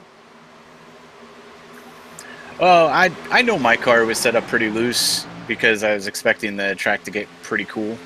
And it just, nature of the beast, being up there, got a little bit of the air taken off my inside, and it's kind of slid me up and took the wall down when Biggs and Hickson were going past me. And then, I needed side force, and I didn't have it, and I was just loose on entry, loose on exit, and crapshoot for the CC O'Brien's Black Flag Bandit. Yeah, you talk about how you're loose on entry, loose on exit. We've seen a lot of guys lose it on exit, whether it's cutting through the grass coming off of turn number 4 or just clipping the apron coming off of turn number 2. How are the track conditions out there? It's a very old and very bumpy surface. It's actually pretty gripped up, to be honest. It's just when those tires get hot, it starts getting slippery because old track and bumps. But yeah, it's pretty wild. It's pretty wild out there. It's fun. But I had something for the DOS Racer guys, and I cracked the chute on that one. All right, bud. Well, tough break tonight, and we'll see you next weekend at Bristol. God help you, you don't want to see that. There you go. That's Jason S. Taylor. So, Chad, we're down to 10 to go here.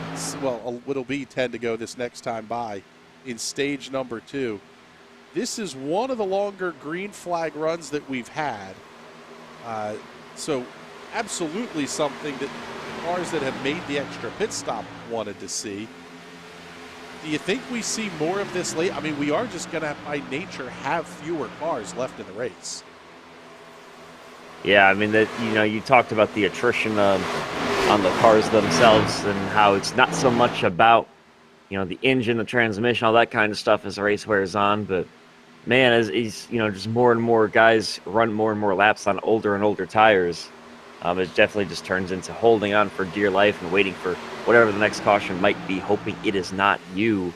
And right now, that's Jake Hickson just holding on for dear life as he pulls away. It's about 0.6 of a second or so, the gap from him all the way back to Joshua Campbell. First car 1 lap down is Dakota Knowles. So in line for the lucky dog there, and not really under pressure for that either, is Dakota Knowles is 13th, Randy Drumhiller 14th. 3 laps in arrears of Knoll for that lucky dog spot. So a couple of quick cautions could put the 55 right back towards the front of the field. And something we saw at the end of stage number 1, it'll be a kind of again, it's that, like Jason said, that sort of crapshoot. Do you get the caution late in the stage here? It does take away the ability for the undercut, but I don't even know that you're going to attempt it and risk going down the lap. Yeah, that's, one thing that we saw at the end of stage number 1, we talked about just before that final caution came out. We kind of mentioned, trying not to, talked about maybe staying or coming in a lap earlier, or a lap or 2 earlier before the pits closed. And then out of nowhere, we saw that final caution that brought out the end of the stage.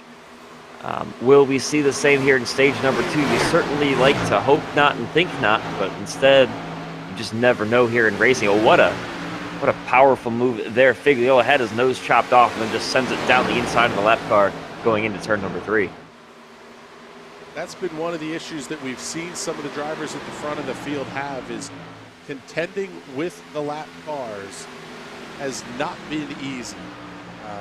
We'll slide back in the field here just a little bit. Pick up David Duke, Tai Impolito, and just ahead of them as well is Cam Caldwell. These 3 battling for 7th, 8th, and 9th, all inside the top 10 and picking up stage points. That kind of has to be your goal at this point. Hold on, make these last 5 laps, and see what you can get at the end of the stage. Yeah, we're not too terribly far from the end of stage number 2. And these guys have been duking it out at the front of the field, but it's going to be looking like Jake Hickson once again just leading the charge as we come to just a couple of laps to go, and there's a caution. Oh, actually, yeah. This is the end of the stage because it was 105 and 210. So this is the stage break. Jake Hickson going to pick up the win here in stage number 2. He'll earn 10 stage points, 1 playoff point that will be applied at the end of the season. And those playoff points matter about as much as gaining a couple of spots on the racetrack, quite frankly, because they carry forward through the entirety of the postseason. So that's a bonus point that Hickson will have all the way until it's almost finale time here in Homestead, or Phoenix, I should say.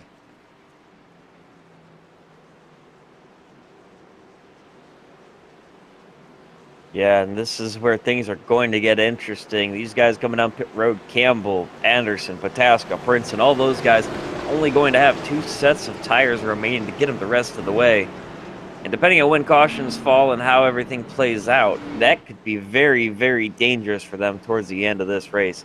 But Hickson, Figliola, Impolito, those guys still have an extra set in the bag that we've talked about multiple times as they work their way down this long Atlanta front stretch down pit road and at the end of stage number 2. Doing the quick math here on the pit stops, assuming the short end, we'll even say the middle of the pit window here. We'll call it lap 245.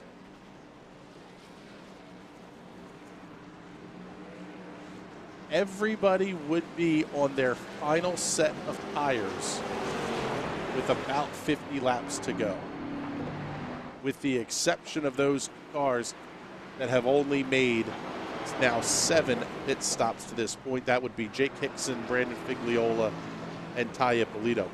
You get the late race caution, that set of fresh rubber will be the difference between winning and losing. Oh, absolutely.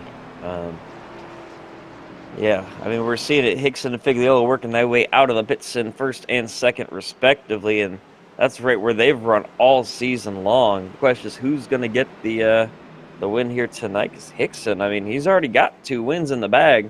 What is he going to do? Is he going to share the love with Figliola back behind him? I don't necessarily think you're going to see a whole lot of sharing is caring going on out here tonight. I mean, this really is going to be a battle of who's able to make everything last to the end. There are so many variables that come into play. You might play nice with each other for, we'll say, 75 or 80 of the 100-plus laps to go. But you're going to hit a point in this race where you've got to get everything you possibly can, and it's going to be a good one for sure.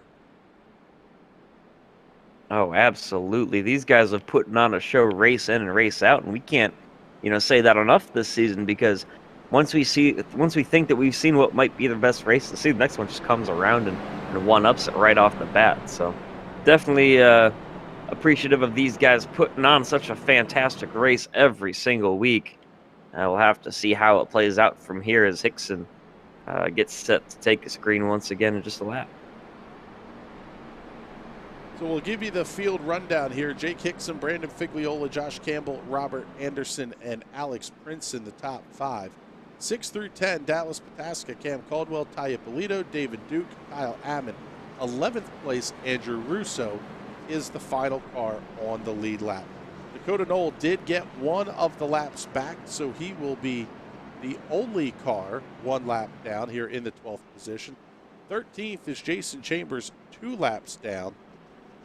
It's going to be another 6 laps down is Randy Drumhiller, and 14th, 15th, Kevin Franks. 16th place, Jonathan Medeiros is we'll say one of the final cars running here. Dave Fuge is on the racetrack. He's currently working personal lap number 191.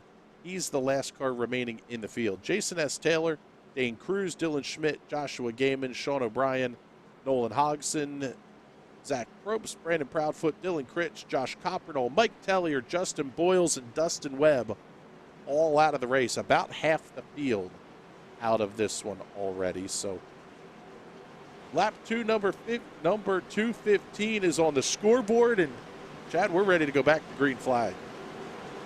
Oh man, these restarts have been so exciting to watch with Figliola there on the outside now, never getting that great jump. The outside line, not where you want to be, especially on colder tires. There's the 32 away to an early jump, and the number 7 just going to tuck in line right behind. They're almost 3 wide back behind there for 3rd spot, though. What do you think, bud? We haven't done this one yet tonight. How about we give the viewers a chance to not listen to us? We'll let them turn it up. Sounds good to me, man. I don't think they want to hear my ugly voice anymore.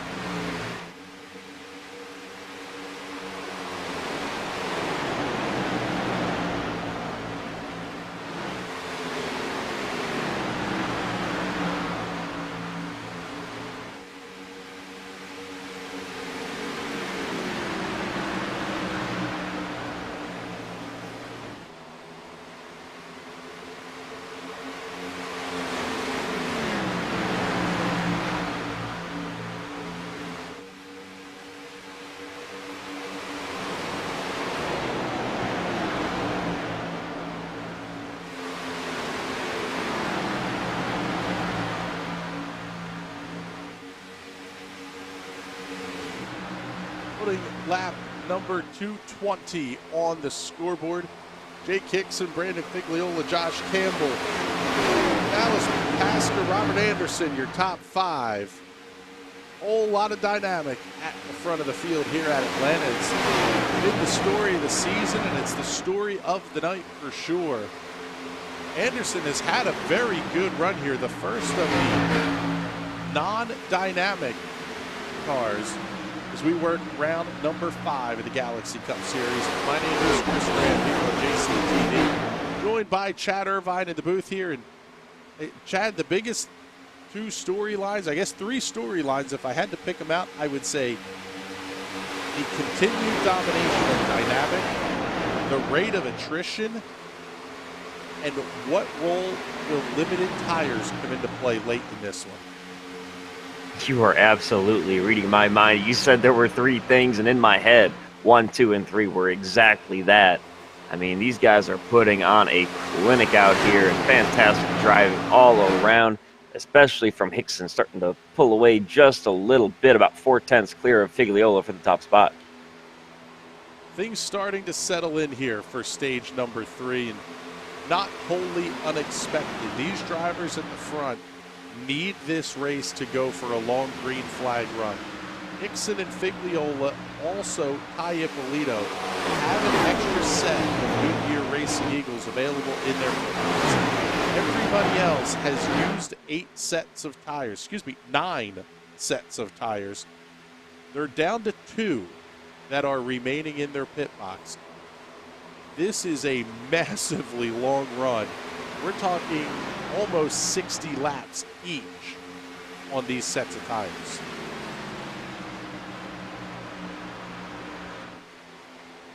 Yeah, we've seen how much tires can play into things over the course of a run already. I mean, the fastest laps of the race have been 29.4, 29.5.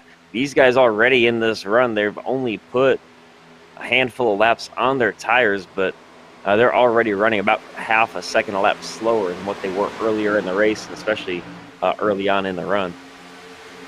Lap times over 30 seconds for everybody inside the top 10. In fact, Andrew Russo running a 32.21. He's the last car on the lead lap. Pretty rapidly approaching going a lap down here, as he's already 12 seconds back. Just about 12 laps, 13 laps into this green flag run. I would think if you're Hickson and Figliola, you sort of have to be worried that Dallas will pass in the 3rd position, because early in the season we heard him called the closest thing you can be to a pro without the license. And that kind of experience and talent, that really could be difficult to overcome. Oh, absolutely. The thing that really makes this play if you're Dallas Pataska, though, is that one fewer set of tires that you have. We've been talking about it a lot, and we're not trying to, overstate it, but that's just how important it is going to be. But Jonathan Medeiros now looks like he's been on pit road for about 3 minutes plus now, and he's going to lose multiple laps. He was already 25 or so laps down, now 27 laps down, and I think he's just about done for the race. Unfortunate to see for Mr. Medeiros there. Yeah, we'll take a look here, pick up the replay, see if we can see what happened. That car appears to have made contact with the right side, and in fact, not under power. So it's a really tough break there for Medeiros, who's already spent 11 minutes on pit road at one point. You talked about the depth of the field here, Chad. Jake Hickson, your race leader, a 49.90 iRating. Brandon Figliola, 37.06. Dallas Pataska, 63.38. 50.11 for Joshua Campbell. 35.54 for Robert Anderson. With 2 exceptions, every driver in the field is carrying an A license. There is not a slouch in this field. That just tells you how good this Galaxy Cup Series really is from top to bottom. I was going to say the only slouches around here are you and me. That's right, we're up here, of course, in the booth. And man, it looks like Kevin Franks, he just went off track through the through the infield, cutting the grass like we've seen multiple times. So he's joining the guys that are going to get a bill from that Atlanta landscaping crew. Yeah, we'll give you the look at the replay here. And Frank's clipped the infield grass on the entry to the dog leg. Runs it all the way through, and not the first time we've seen Kevin Franks do that one tonight. This top 3 battle is still pretty tight here. Excuse me, second, third, and fourth. Jake Hickson is out to about a 1 1/4 second lead. Figliola, Pascal, and Campbell, all within a couple of fence-ups.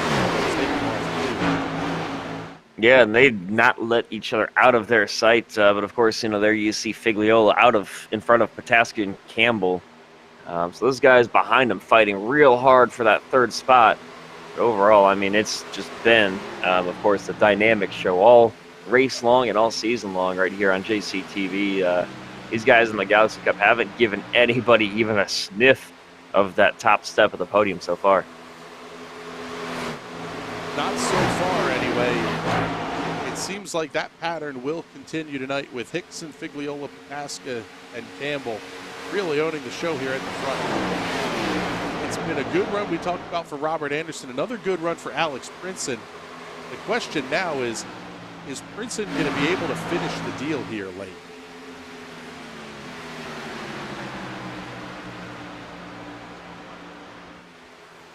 Yeah, there's still a lot of racing to go. Currently working around lap 212 or sorry, 220. These guys doing a great job. Of course, we are running the full length. 230. These guys running the full length NASCAR schedule. So this race is going to go the full 325 laps for 500 miles. We start to see some guys really fighting it out between Campbell and Anderson for 4th spot.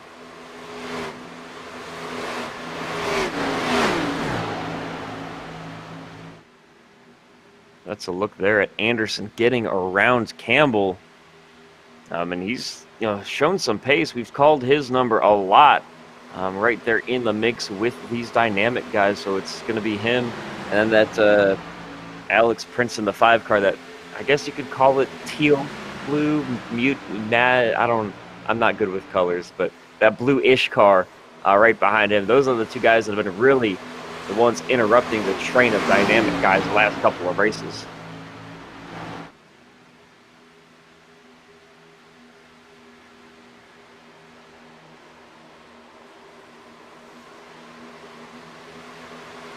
And there you can see the difference in line between Anderson and Campbell. Anderson right there on the bottom, the white line, the apron, right up against the apron that brings around this track. Meanwhile, giving him about a lane or lane and a half to the bottom is going to be Joshua Campbell. That's going to be beneficial for him, having that clean air on the nose. Definitely going to help the car's handling, because if you're right behind somebody, it's definitely going to give you that aero wash, the aero push, and kind of force you up into the outside wall. That's kind of where we've seen some guys run into trouble coming off the corner as they started single file and spread themselves out here in the top 5.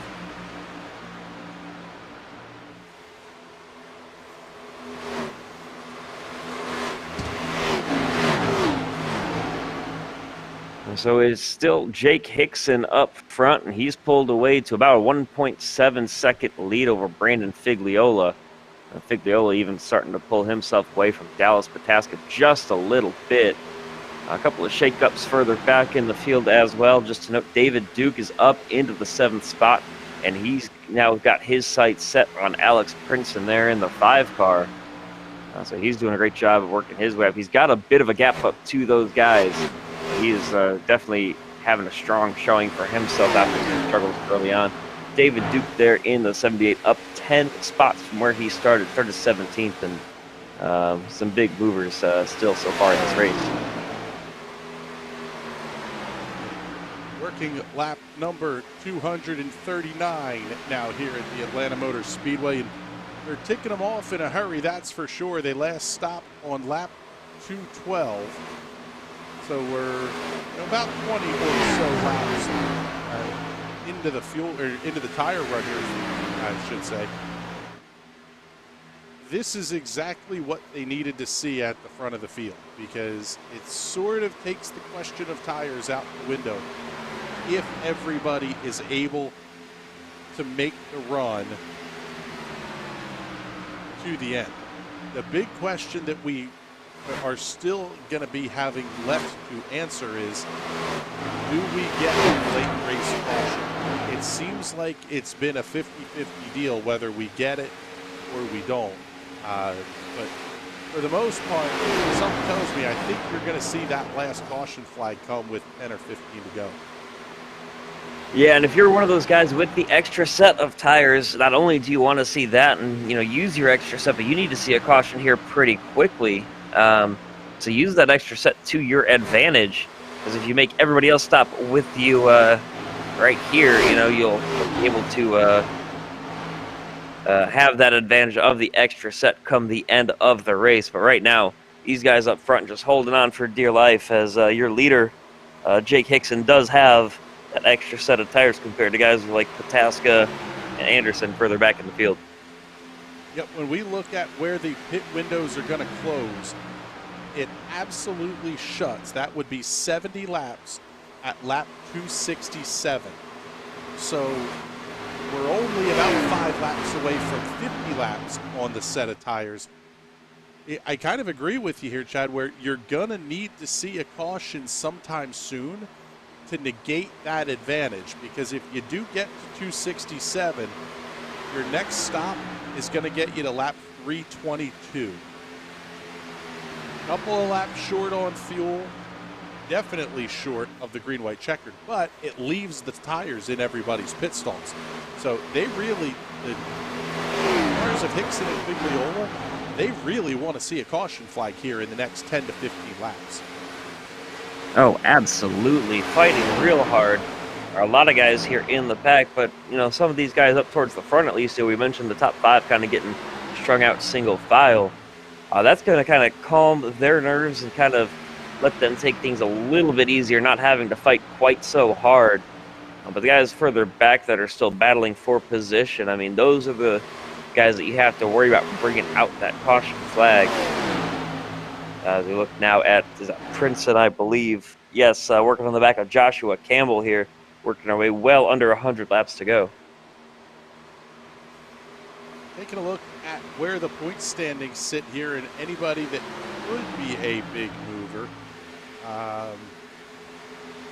Joshua Campbell's the first name that comes to mind. He's currently 13th in points, a solid 5th place run so far for him. Alex Watson, one spot back in 6th, currently 11th in points entering the night. The biggest mover by far is going to be David Newton. He entered the night 20th in points. He's currently 7th. And Kyle Lamon is another one who is stands to make a pretty big jump here in the points. And Andrew Russo, how about 39th in points with only 3 starts? Currently running 11th. That's going to be a huge jump for Russo if he's able to hold on.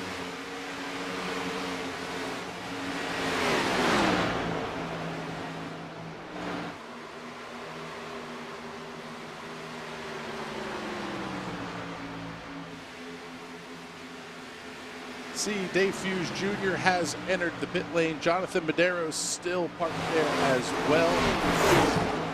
Hughes is over 2 minutes in pit stop time, 13 minutes for Jonathan Medeiros. Everybody else is out of the race, from 15th place Hughes all the way back to 30th place Dustin Webb. Kevin Frank's going to be the last car still running. He's in the 14th position, but he's about 16 laps in arrears, and he's had his fair share of issues tonight. Randy Drumhiller also on the racetrack. He is 7 laps down. Dakota Knoll is 2 laps down the race leaders. Some of these cars are starting to run through as lap traffic, including Russo.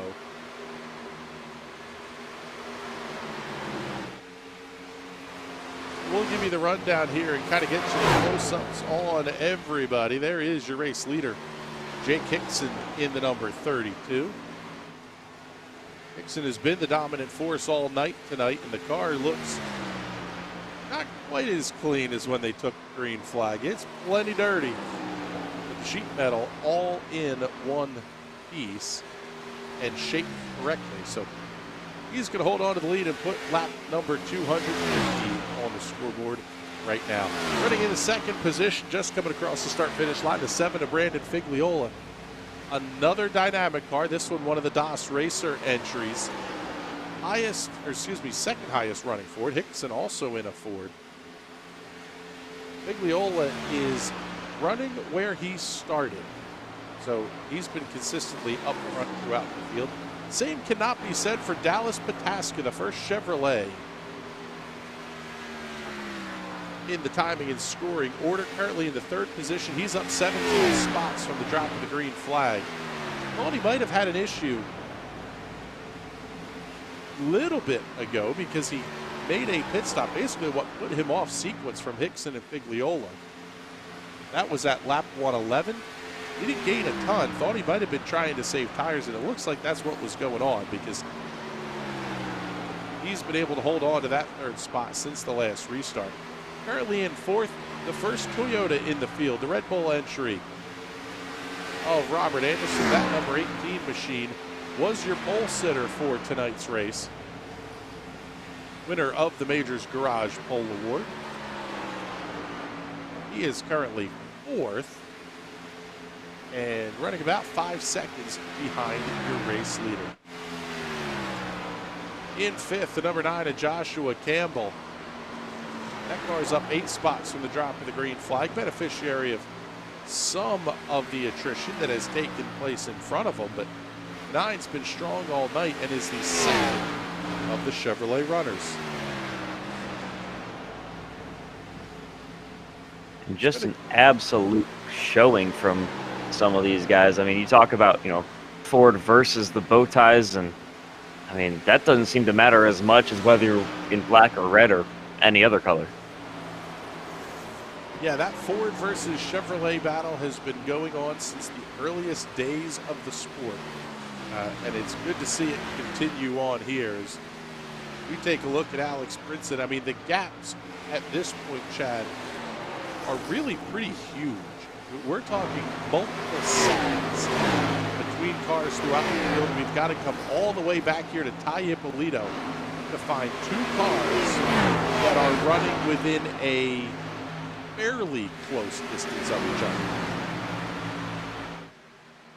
Yeah, that just shows how much this field has been strung out. There you see it, the 19 of Ippolito trying to get around Cameron Caldwell.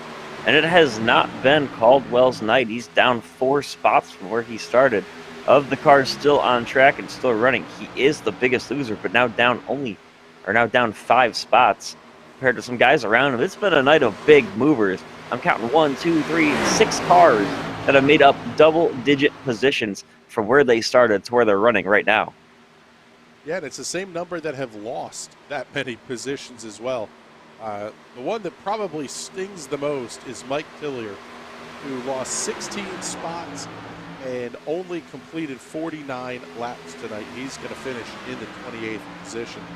Brandon Proudfoot looked impressive early on until 2 or 3 shots into the outside retaining wall, 2 into the outside wall on the turn 2, and 1 that absolutely launched Zach Probst into orbit, ended his night. Also, Sean O'Brien, Joshua Gaiman, and Jason S. Taylor all having their issues as well. And Chad, the window is open here, so we'll see who's going to be the first down pit road. And when do you elect to make that call? I would say if you're not one of the first couple of guys to do it, you're going to try to stay out there as long as you possibly can. The issue with that, of course, is how much time you're going to lose. The fastest laps, we talked about it, 29.46, I think is the fastest lap of the race, and that was set by Jake Hickson. But his current lap times is 31.7s or so.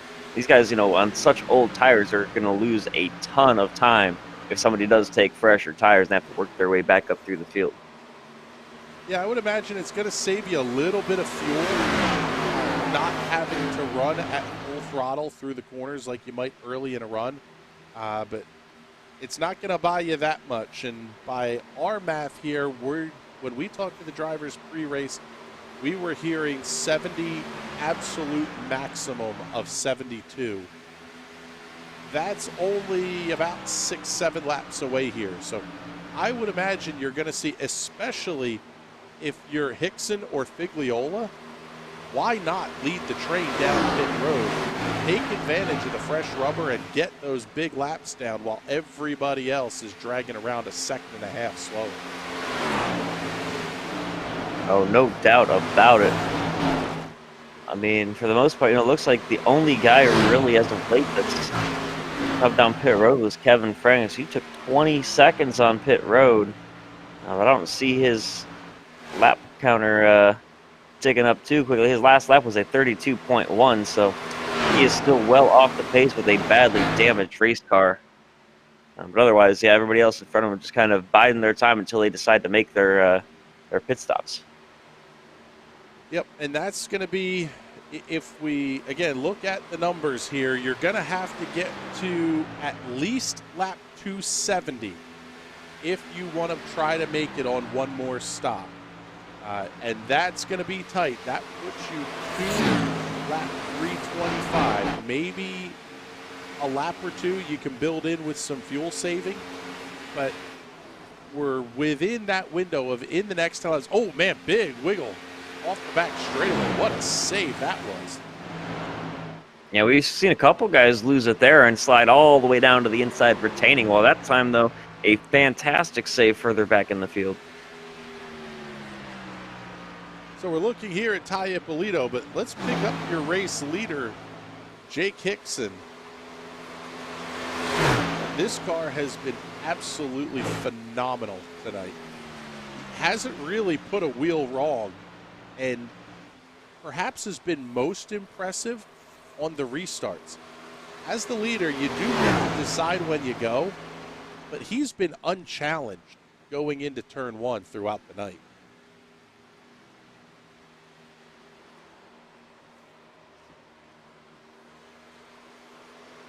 Yeah, these guys pushed real hard at the front of the field. It looks like some of the guys that started out saving tires off of the caution really seeming to show. It looks like something might have happened to Cameron Caldwell. He's currently losing a ton of time to your leads. He must have had a huge moment as Kevin Franks now works his way down pit road.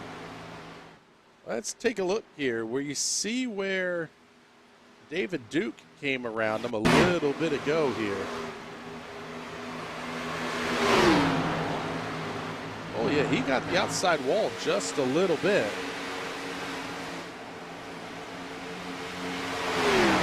And even that little bit, it takes some time to get these cars wound back up.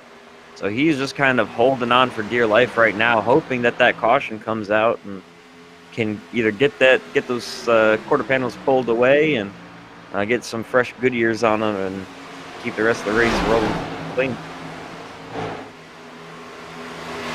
Trying to see if he made harder contact with the outside retaining wall.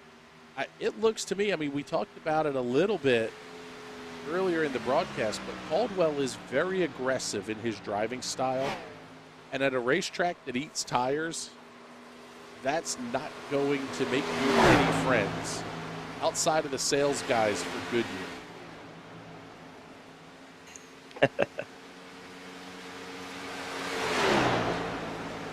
Yeah, you can definitely see him running a much higher line compared to everybody. He starts it out on the entrance to turn number 3 very high and arcs it all the way down to about half a lane off the bottom. Definitely a different line than what other cars around him are running for Jake Hickson. But yeah, definitely using as much racetrack as possible, doing what he can to just protect and save his tires instead of trying to hug the apron and kind of burning them off there. But Hickson really just pulling away. 2.5 seconds or so is the gap back to Brandon Figliola. We'll slide back here and pick up David Duke and Alex Princeton. Oh, they almost And that's going to be contact. What a save by Duke off of 2. Wow, there was definitely some contact there going through 1 and 2, and fantastic save by Duke. Now clipping the apron is Princeton. He is clear, however, but coming back, Duke going to have more momentum, I think, crossing him over. Down the front stretch they come, and what a fantastic save that was from the 78 through turn number 1 and 2 last time around. Let's get you the replay here. Holy cow. That we've called save of the year before. This one was it. That car is sideways. And how did Princeton not get hooked around there? We've seen netcode issues, cars that are farther apart than that. And they managed to wad themselves up, and those two guys saved it there. Holy cow. What a save by David Duke. Cameron Caldwell is going to be the first of your lead lap cars on pit road. He'll make his way out. It is lap number 270. Caldwell actually being scored a couple of laps down now. So he stopped on his lap 267. But now the window has hit the point where you can make lap 325 on one more stop. I tell you what, Chad, color me shocked, because I would have almost guaranteed at least one caution flag to this point in stage number 3. Oh, absolutely. And that's kind of something that we've seen the last couple of races, just kind of getting off to maybe a sloppier start and guys finally getting settled in towards the end, cleaning things up. But overall, I mean, these guys are putting on a fantastic race, especially with saves like that, like we just saw from David Duke. Alex Princeton going to be the first of the lead lap cars down pit road here. He's on lap number 270. So he bows out of that battle. We'll see when Hickson's going to decide to come in. It's going to have to be in the next couple of laps here, just based on fuel numbers.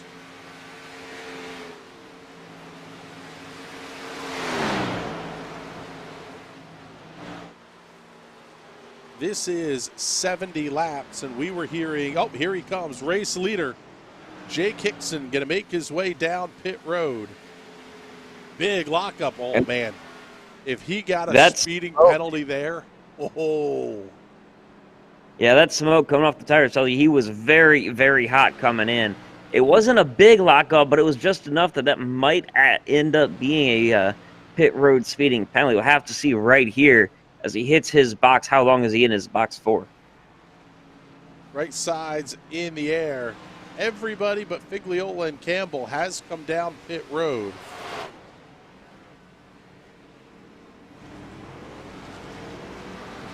Everything looks clean for Jake Hickson. We're just going to have to watch at this point and see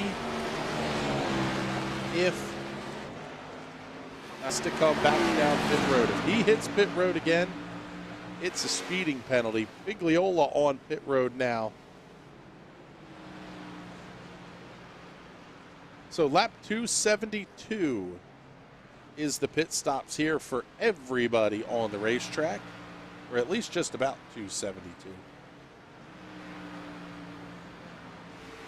Yeah, the guy out front that would love to see a caution right now is Joshua Campbell. He's up at the front, and he's got some work to do if he wants to maintain the lead that he's got.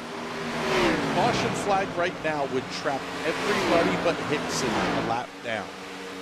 Now, obviously, all of these cars would take the wave around. So it's not that huge of a hit, but a caution flag right as Hickson's catching up to his back bumper. That would be a different story, but there's your race leader, Joshua Campbell, now on pit road.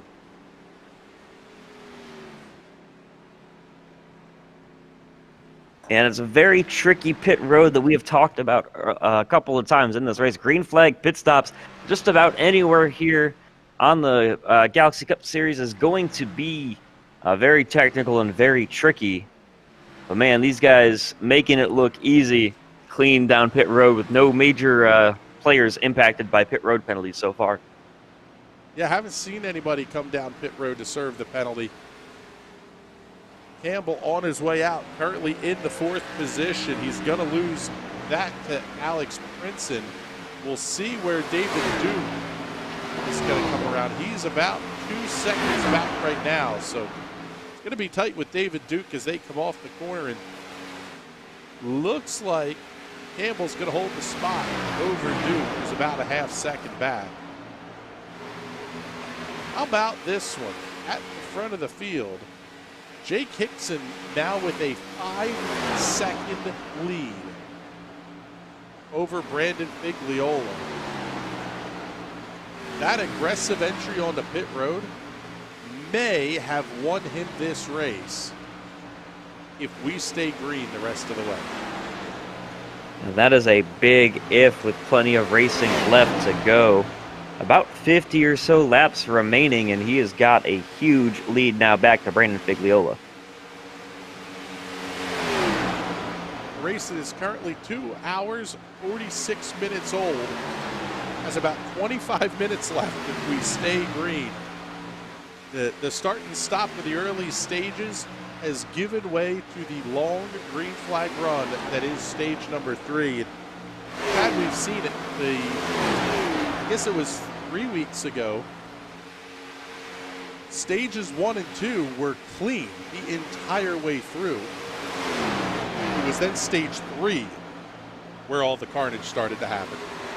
Tonight, we saw the issues in stage 1 and 2, and stage 3 has been clean and green to the end. Oh, absolutely. It's been, either one or the other, cautions early or cautions late with no in between. With otherwise, just a bunch of stage breaks in the middle of it. But right now, I mean, these guys doing a great job keeping the racing clean, but still racing hard and making moves on one another. Hickson, of course, now 5 seconds ahead of the field, and then Figliola got about 1.5 to 2 seconds back to Dallas Pataska running third. And then they've got a huge gap out the back to Alex Princeton, currently running fourth, 17 seconds behind. And if you're a fan of carnage, Galaxy Cup Series has a whole bunch of it coming up for you here over the next several weeks here on JCTV. Next week, we go to Bristol, and we're going to run it on the dirt. That one's going to be somewhere between epic and sort of ridiculous. Martinsville follows the week after that. Special broadcast time. That's going to be Friday night, 8 p.m. That is April 9th, the weekend of. Then we're back to Saturdays, 400 laps around Richmond Raceway. Then we round out the month of April with 500 miles from Talladega Super Speedway. Oh my goodness, Chad, the month of April is going to be spectacular. I never thought that I would see Bristol and Martinsville back to back, but then again, I never thought I'd see Bristol on dirt either. So man, great job with the NASCAR schedule this season. Galaxy Cup mirroring it real life to the sim, and I mean, hopefully we're going to see just as good of racing tomorrow in the Cup Series as we're seeing right now. Yep, and then when you look ahead at the schedule, you go back to the 1.5 miles after Talladega. So you go Bristol, Martinsville, Richmond, Dega. Okay, there's 4 races that almost anybody can win. We're back to the 1.5 miles at Kansas. Then we go to Darlington, which is a unique beast in and of itself. And I really hope these Galaxy Cup cars go throwback weekend for that. Then we go to Dover, which is basically a Bristol on steroids. Then the Circuit of the Americas. Then 400 laps, 600 miles at Charlotte. We follow it with Sonoma. This is going, there are not many 1.5 miles that fit into the regular season schedule here. You have the All-Star race, Nashville, which I would assume they're going to run the fairgrounds for, so that makes it another short track. A doubleheader at Pocono, Road America, and then we come back to Atlanta. So with the exception of Kansas and Charlotte, We have 2.5 mile races between tonight and the middle of July.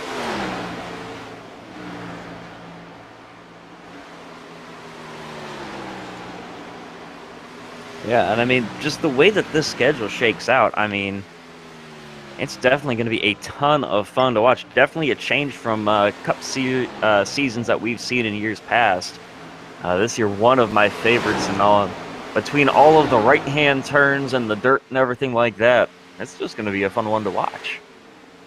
Yeah, that one's going to be an absolute blast. I mean, next weekend at Bristol, I don't know that there's many of these iRacers that are really looking forward to Bristol Dirt, because to compete at the level that you do to be in the Galaxy Cup Series, you're spending a lot of time in NASCAR Cup cars. You're not running the new big block modified the first day it comes out. You're not testing a 410, and trying to pick up lap time in that. You're focusing a lot on the Cup cars. And even since they released Bristol Dirt, they're now on their second dirt tire model for the Cup cars. So any testing you did prior to Tuesday of this week, throw it out the window. The notes are useless. Right. It's just crazy how much work that both iRacing and the drivers have put in over the course of this season. I mean, just incredible fun to watch, and I can't wait to see the rest of the season play out. Yeah, we are definitely going to have a ton of fun, that's for sure.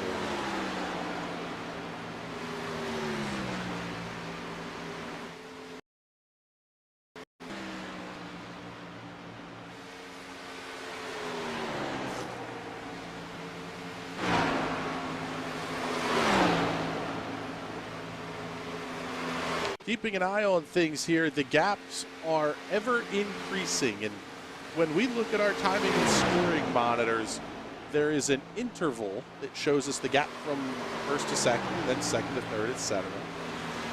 Those numbers turn red when somebody is close to someone else, all the way down to white when you're more than a couple of seconds apart. The closest gap inside the top 10 right now is 1.2 seconds between David Duke and Alex Princeton. This is about as dominant as we're ever going to see the front of the field here in Galaxy Cup.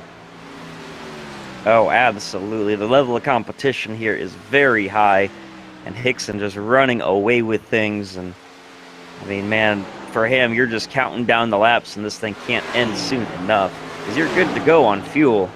The question is, will the tires hold up as you see him slide just a little bit on exit of turn number 2? That's the big one here is, do you get the late caution flag? And if you get it, our two cars at the front of the field are still at a big advantage here, but you don't need the caution flag yet. We're only working lap number 293. That would put everybody on the level playing field. It's almost like you need a caution now and you need another one with, 6 or 8 laps to go or something like that. But still, the ace of spades belongs to Jake Hickson and Brandon Figliola right now, and they're running 1-2. Yeah, I mean, that kind of reminds me of what we saw of Dylan Kritz earlier in the season, where he had that short run speed to put the challenge on the dynamic guys, but then he didn't have the long run speed. And that's the big thing that these dynamic guys have really figured out, is how the car feels 20, 40, 60 laps into a run. Because even when they're on those really, really old tires, they are still able to, just hang on to things and kind of keep things pointed the right direction come the end of each stage and the end of the race. Yeah, that's the thing, is they're not seeing the lap time fall off, at least more than anybody else. In fact, looking at the last lap times here, Hickson and Figliola 31:25, 31:19. Alice Picaska 31:44. Alex Princeton in 5th, 31:46. Now Figliola just ran a 52, but they're still a tenth and a half ahead of everybody else in the field. Yeah, even their teammate Tai Impolito, he's up 15 spots, but his last lap was a 31:64. and he's the last car on the lead lap. So outside of the top 7, everybody else is at least 1 lap down, with Cameron Caldwell just losing his lap not too long ago.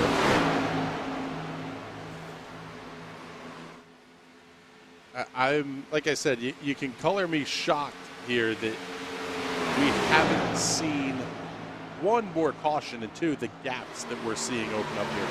We're down to 7 cars left on the lead lap. Dixon, Figliola, Pataska, Campbell, Princeton, Duke, and Impolito. Cam Caldwell, the first car 1 lap down, currently running in the 8th position. Kyle Lamb 9th, Robert Anderson 10th. That car has had a great run. He's now fallen towards the back half of the top 10. The first car 1 lap down is Dakota Knoll, it looks like. Actually, no. The first car a lap down is Cam Caldwell in 8th. I mean, it's just really incredible, the level of performance that we're seeing here out of the front of the field.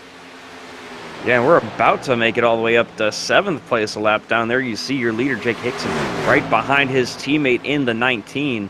And I'm not going to say it's going to be team orders, but it's definitely not going to be hard racing coming down the backstretch for Jake Hickson. I wouldn't be surprised if he gets by him on the inside right here. Going to make the move, and Impolito putting on more of a fight than I would have expected. I was going to say, he's not going quietly into that good night, but at the same time, he's not putting up a ton of fight either. I mean, if he really wanted to, he probably could try the side draft on corner entry and get the air off him and the whole bit. But at this point, Impolito knows he's the lucky dog, and he's got 7 seconds back to Caldwell. So worst case scenario, he stays right where he is. And the best case scenario, he's the lucky dog if the caution should fly. Yeah, exactly. There's a decent gap from Impolito up to the next car on track, which is David Duke. You can see plenty of clear racetrack in front of him. So if Impolito can at least keep pace with Hickson, maybe once Hickson catches up to Duke, Impolito can take advantage and get by him to make up that spot as well.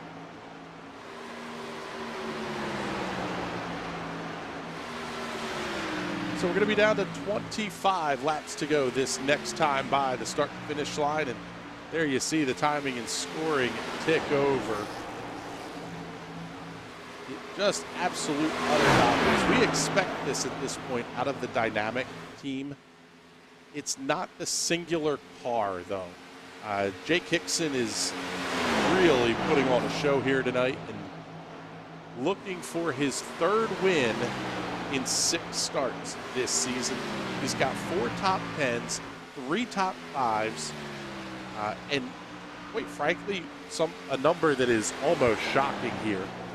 Only 19 total incidents. I mean, that's, you brush the wall and you can get a 2x. So it's really not that difficult to see the numbers starting to pile up. In terms looking at the top 20 or so here, Dallas Pataska has been the cleanest driver in the series at 13 incident points, 15 for Jason Chambers, and then it's Jake Hickson, your points leader, at 19. Yeah, great job of these guys keeping things clean for the most part.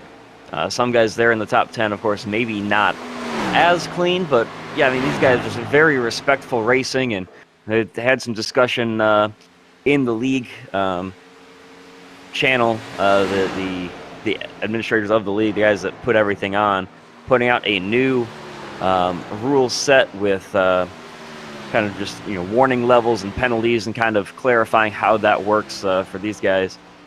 So it's kind of new rules coming out this week to give the guys, you know, let them know where they stand and what can happen if you don't keep things clean. That's one of the things I think that leads to such respectful and great racing, is knowing that the punishment is very, very strict if you do end up in enough trouble this season.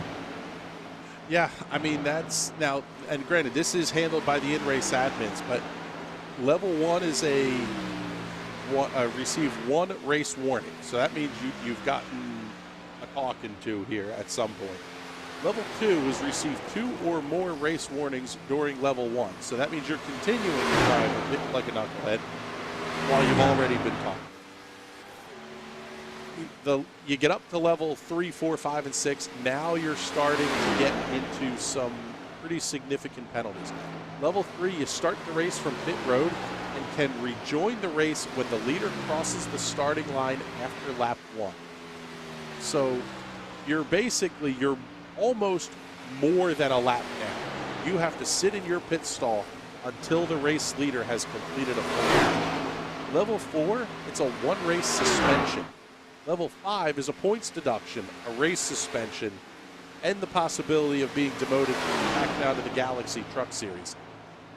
They're taking this seriously, and some of the things, for example, retaliation, that's an automatic level 4. Purposely causing a caution, that's an automatic level 4. You're talking, you're going to sit down for a week and not run. Getting a warning while you're at level 3. These are pretty stiff penalties and really can take you out of contention for an entire season. Yeah, that's the big difference with the playoff format. You know, you do get that reset, but you have to at least be up there in the points and win a race to even have a shot at the playoffs in the first place. That's it. And I mean, now, obviously the NASCAR, the real world NASCAR system does give out waivers like candy. I don't know that the same is necessarily going to be true here in the Galaxy Cup Series. And you're still talking about, in order to even want a waiver, you need a win. And at the rate that the dynamic team is going here, you may be hard pressed to pull that one off. Oh, absolutely. Especially, yeah, with dynamic. I mean, it's, you know, nobody's going to get a win other than them. As laps continue to just tick on down for Jake Hickson. I mean, he is just running away. You're currently working lap number 308 out of, I believe, 325. So definitely under 20 laps to go now for Jake Hickson. And, man, he is just putting on a clinic today. Yeah, 17 to go. The race leader's off at turn number 4. We'll pick up Brandon Figliola. He's going to be fighting the 19. That's Tai Impolito. Impolito about to go a lap down to the second place car as well. Something to bear in mind there about the 19. He does have some damage from contact with the outside wall. In fact, just bounced it off the outside wall again. Dallas Pataska, who runs in the 3rd position, another dynamic car. Again, he's up 17 spots from the drop of the green flag. No surprises here that Dallas is running towards the front of the field. 4th place, there's more black and red. This one a dynamic auto sport entry belonging to the 9 of Joshua Campbell. Got to go all the way back to 5th place Alex Princeton to find the first non-dynamic car. He's going to have David Duke really catching up in on his back bumper here. So we'll stay with this battle as it develops. Yeah, last lap, about 0.2 better was Duke than Princeton. So he's definitely, you know, making his way up through the field. Both of these guys up almost double-digit positions. Duke 11, up Princeton up 9. This battle for 5th position is working its way through turns 3 and 4, and race leader Jake Hickson is now in turn 3. So that kind of gives you an idea of the woodshed that the field has been taken out to tonight by Jake Hickson. Outside of your top 4, this really is turning into a bit of ugliness here. I mean, just nothing more you can say here as Duke looks inside of Princeton into 3. Yeah, not much of a fight there from Princeton. I think that he's worn out his tires just way too much and knows what his race is turning into from here, and it's just going to be holding on for dear life, trying to make these last 13 or so laps just fly by as quickly as possible for him. He wants to get out of his race car and just be done for the night, but up until that happens, he's just kind of churning laps out here, waiting for Hickson to take the checkered flag. Yep,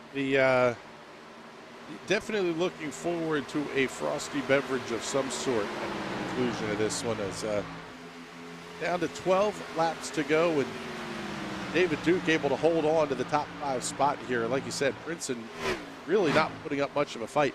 If I'm Alex Brinson, I don't really see any reason to. I mean, you're in a position to earn a bucket full of points in a season that has not been the greatest for you. I mean, he's 11th in points now, but he has, no top 5s, only 1 top 10.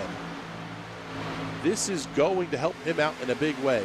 When you have Tai Impolito running 1 spot back, who was 2nd in points. Dylan Kritz is out of the race. William Boisvert was a did not start. Cam Caldwell is currently running in 8th. Robert Anderson, some of these guys are up there, but then you have Sean O'Brien, Jason Chambers. This has the potential to be a very big points night for Alex Princeton. Yeah, and the big thing for him as well is Tai Impolito 11 seconds behind him. So while that 5 car of Alex Princeton is definitely struggling a little bit, the question is going to be, is Impolito going to have enough time to get to him for that position? I don't think that that's going to be the case, but only time will tell as we work our way around for about 9 laps to go. In fact, the gap is, well, it was opening up for Alex Princeton. He was actually a little bit slower down the straightaway, which is a little bit odd. See the gap. Could it be that he underfueled the car and trying to save it? It could be. Because he's just hemorrhaging time right now to Tai Impolito. He lost 4 tenths just on the last couple of corners alone. Yeah, it very well could be. I mean, Princeton stopped. How about Princeton stopped at lap 270, which is 3 laps short, either 2 or 3 laps short of everybody else in the field. So Princeton going to try to nurse this thing around.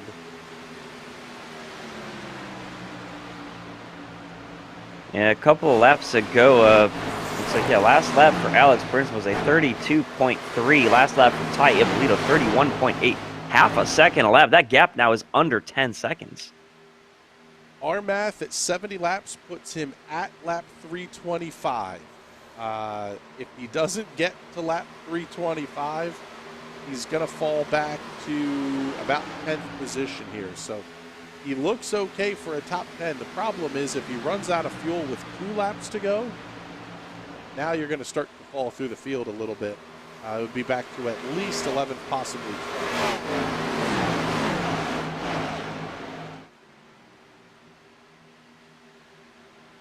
Yeah, I think at this point, it's just the smart thing to do is just hold on for dear life, try to save as much fuel as you can. And that, Alex Princeton just holding on, just biding his time. Now 9.5, so another 4 tenths last lap for Tai Impolito catching up on Alex Princeton. Even a half a second a lap, Alex Princeton is still going to hold on to that 6th spot. That's exactly it. Do what you got to do to make the number to get to the end here. Down to 5 to go here at the Atlanta Motor Speedway, and a race that started out with a whole bunch of caution has gone clean and green through the entirety of stage number 3. It helps that we've only got about 14, 15 cars still on the racetrack. But 4 to go. Your race leader, Jake Hickson, is actually about to put Princeton a lap down. So that will be up to 6th place, going a lap down to your race leader. Just utter domination by Jake Hickson and Dynamic once again. It's going to be Hickson's 3rd win of the season if he can hold on to it. It'll be his 3rd win, his 4th top 5 as well in only 6 races. Got a little bit close to the outside save for barrier on the exit of turn number 4.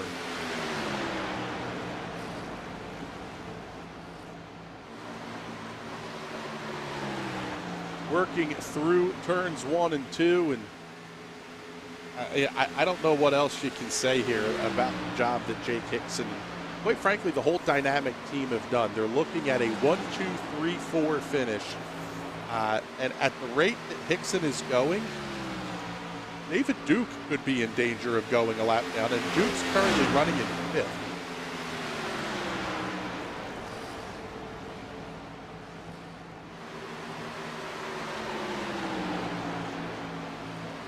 Yeah, he's currently, what, 29 or so seconds behind your leader. And when you're running 31-second laps, I mean, that's almost a lap. Hickson could definitely catch him. But I think that he's going to run out of time first and just lap all the way up to 5th place. White flag is out. One final lap to go here at Atlanta for Jake Hickson, and he's heard every rattle. The car's making every noise it possibly can. You start to hear those things when you dominate a race like he has, but he's clean off of turn number 2 and down the back straightaway for the final time. He'll make his way through turns 3 and 4 and cap off a night that belonged to Dynamic. Checkered flag is in the air. Jake Hickson wins in Atlanta.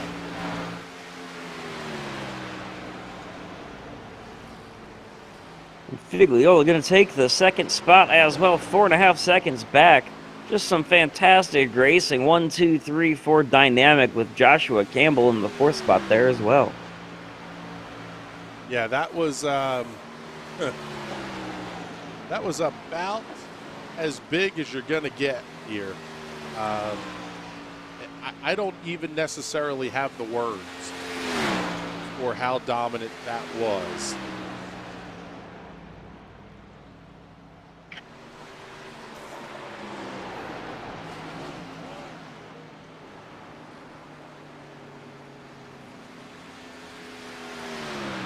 I mean, he's still just flying around the track. Like he wants to get to celebrating as quickly as he possibly can. I was going to say, it's time to make the donuts. Looks like somebody's already been doing that right out in front of him.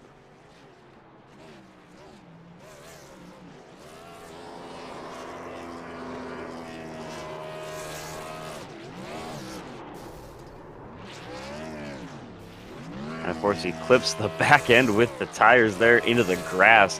We've seen a lot of guys mowing the grass, and it looks like it's going to be some more of that here as he does the donuts. Yeah, there's not much grass left there in the infield. Nope, there goes some more. Hey, you might as well, if you're going to wad it up, do it in a big way, that's for sure. And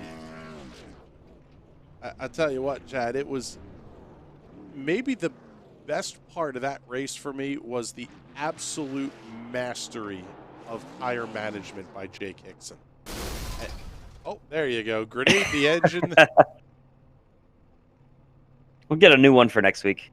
Yeah, the Dynamic team and the DOS Racer folks will unload another bullet and strap it into the cannon for next week. But we'll see if we can't pick up our race winner here.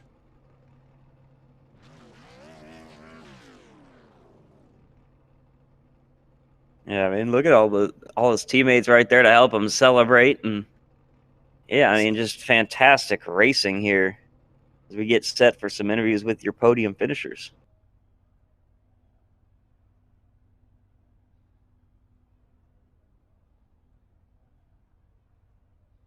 And it looks like to start things off, we will be joined here in the booth by your winner, Jake Hickson. What a fantastic showing from you, Jake. Once again, that's your 3rd win on the young season.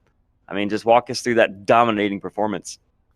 Yeah, it was nice. I mean, the team did a great job this week of building the setups, and it clearly paid off, right? We went 1, 2, 3, and I'll be honest, I did make an in-car adjustment at about halfway through the race that I didn't tell everybody about, so I think that paid off in my favor. So, you know, that I think that was the deciding factor, at least for me, because really the last half of the race, the track really came to me. It opened up and was really easy and fun to drive. So it was just a great race by everybody on DAS. So really happy for our team and glad we could pull off a win today here at Atlanta.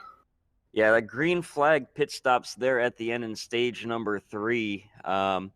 You were about, if I remember correctly, half of a second on pit road faster than anybody else around you. That gave you a ton of time on track. How much practice do you put in making those green flag pit stops? Because they look very tricky to make, especially here at a track that's so bumpy like Atlanta. Yeah, we kind of do a lot. Just about every practice session, when we're testing throughout the week for the setup. Yeah, I always, after a run, I pull into pits and just try different braking points, different points of braking to try and figure out what's the best way to enter pit road at the quickest point. So yeah, we do put a lot of practice into it, and clearly it paid off. I didn't even know I was that quick on pit road. That's awesome to know, though. So thanks. Yeah, we have to thank Chris doing all of the graphics and production work for that. He's got these fancy timers and gadgets and gizmos that I've never heard of to help him do that. Man, what a fantastic show from you guys. I think Dynamic, if I remember right, has won every single race, now 6 for 6 on the season. I mean, what's your secret? I mean, you guys have done a great job all season long. Honestly, I think it's just our team. We have a good group of guys that show up every week and put in the time to make the setup, and I think that's what matters most. That's what helps us the most. Are just our team, just willing to work with one another and just showing up. When we say we're going to meet up and just being there for one another. So that's really how we've done it so far. It's 6 for 6. That's awesome. So hopefully we can keep that streak going. Bit of a curveball next week for you guys going to the dirt. What do you think about that? I'm pumped. I'm super excited. I can't wait to get out there on the dirt track and with these cars especially. It's going to be a lot of fun. This week of testing is going to be interesting. I don't really do a lot of the dirt track racing here on iRacing, so it'll be a lot of fun to get these cars out in the dirt and see what it's all about. So I'm really looking forward to it and can't wait. And we need to get you a recliner up here in the booth or something. You're basically making this place a second home for you. I know we ask you this every week as we wrap things up here, but anybody you want to thank who helped get you here? Yeah, well, I really want to thank my teammates. Brandon, Josh, Ty, everybody on the team. We all put in the work this week, and Dallas too. We all did it, and it all paid off for us. So. And I'd like to also thank my wife for putting up with me this week. Maggie is always willing to let me race, so I always appreciate her. And I want to give a big shout out to my parents back home watching. Thanks, Mom and Dad, for keeping watching and keeping up with it. So thanks. And lastly, you guys, Chad and Chris, you guys do an awesome job, broadcasting. And I always enjoy watching it back. So I can't wait to watch it this week and see what y'all did. So thanks again, you guys. And thanks for everybody watching at home. Appreciate it. Yeah, we might have been a little quieter than usual because we were just having our jaws on the floor with how far you were pulling away from everybody. What a fantastic performance, and congratulations on another win for you, Jake. Thank you much, guys. That's Jake Hickson, driver of the number 32 DAS Racer machine there. And, man, what a fantastic performance he put on. But we do have another interview that we have to get to, and that's going to be Brandon Figliola, coming home in second place. Didn't have much in terms of pace for your teammate, Jake. Still able to get that second spot away from your other teammate, Dallas, right behind you. Yeah, awesome race overall. Beat from it. That was very exhausting, even with all the cautions. At the start, clean air was huge. So I was able to kind of stay in front of Jake for a while there. He definitely had some pace on me, though. But as soon as he got me on the last restart there for the final stage, it was tough to hang with him. And I think he just made the right way on adjustments mid-race there to stay in front. Yeah, what a great job from you guys at Dynamic. I mean, we've seen it week in and week out. Wins all across the board so far, 6 for 6, if I remember right. And your teammate kind of chalked it up to how much you guys are able to work together as a team. How much practice do you guys get working with each other in dirty air throughout the week? Many laps. It starts off with a few of us just testing stuff, trying to figure out what we like, what's good for each track. We take, whatever we had the previous week and start setting something up, and then we call everybody in and start doing some laps together, get side-by-side racing so we get really comfortable in the setup. And I think that's critical in this package and the mile and a halves where you have to kind of be aggressive in the beginning of the runs to get your spots. So we do a lot of practice with that, and that definitely shows off on track here, how we're able to just stay up front and get ourselves back to the front when we find ourselves in the back. I know Dallas and I both had some issues, possibly on pit road. I think mine was at least, and we were able to get back up front pretty quickly with our practice there and good setups. Yeah, and it's a question that we've asked just about everybody we've brought into the booth tonight, but next week, a little bit of a change, something just the tiniest bit different than what we're used to seeing here as we go on to dirt at Bristol next week. What are your thoughts on everything that's going to be surrounding that event? So I practiced once, tried it out once there, played around with the setup, and it's pretty wild. I know they made some recent adjustments to the tires there, so hopefully it's a little bit easier to handle, but it's definitely going to be a toss-up. I think anybody that's really good dirt tracking in real life, or maybe does the dirt side of iRacing, is they're really going to shine here with that skill. A lot of car controls is going to be is what's going to win there. Yeah, the banking of that track make things really interesting. I've only turned a handful of laps myself, and man, just the way that that car wants to push out towards the wall, even on dirt hard to get it to step around for you, definitely going to be very different. And I mean, overall, this Cup Series schedule, you talk about, there might be a wild card race here or there. This season's very different than any we've seen in NASCAR history. You got 7 road courses. You've of course got dirt. I mean, only a couple of mile and a half tracks that kind of just litter the schedule compared to what it seems like it used to be. What are your thoughts overall on the schedule this season?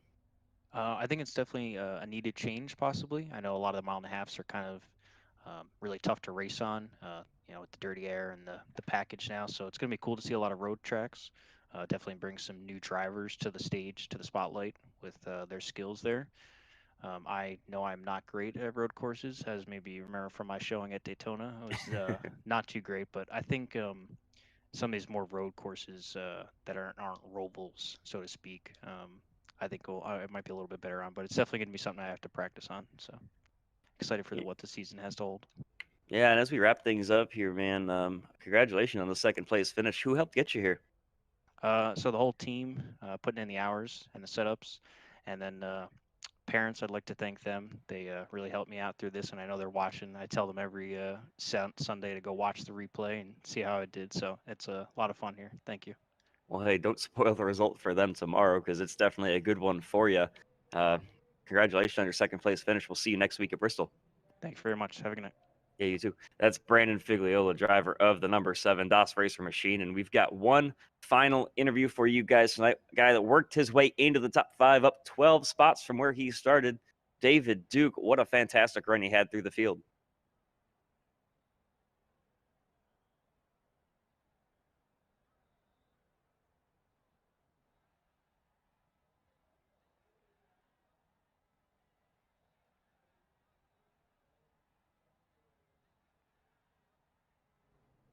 Okay, so it looks like we don't have David Duke. So we'll. We definitely did. We definitely did have David Duke, by the way. I guess you just couldn't hear him, Chris. Anyway, sorry, Oh, David. Back to sorry. you. Yeah, after the debacle last week, man, racing my way up and having some good stage finishes and then getting a throughput there at the second stage, it was nice to rally back and have a really solid run tonight. Yeah, hey, I mean, it's just fun to watch you work your way through. You got a nice little battle there with Princeton towards the end, but talk to us, like, what was your mindset going through the race? Because there was a lot of cautions early, then that entire third stage went green. Yeah, I was trying. I don't know. I kept keeping an eye on how many tires we had left and debating on whether or not to stay out one of those times. I'm glad I decided to take tires. Tires are king, but it was just, I don't know, kind of nerve wracking going through that whole race and wondering when the green was going to come and then if a yellow was going to come. And obviously there at that last stage, man, it was just all you could do to hang on there the whole time. It was a pretty incredible race, if you want my honest opinion. Yeah, I mean, it was fun watching. I mean, even if the battle for the lead with Jake running away with it, it wasn't the best battle up front, but you guys were still making it interesting.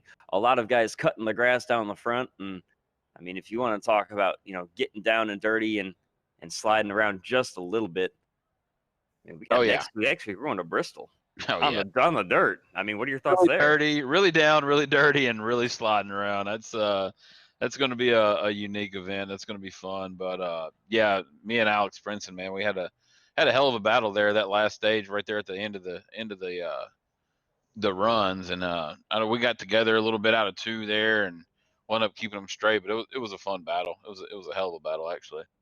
Yeah, you had an incredible save when you were battling with him coming off of turn 2. It looks like you guys might have made some contact, and the back end definitely stepped out. What a fantastic save from you.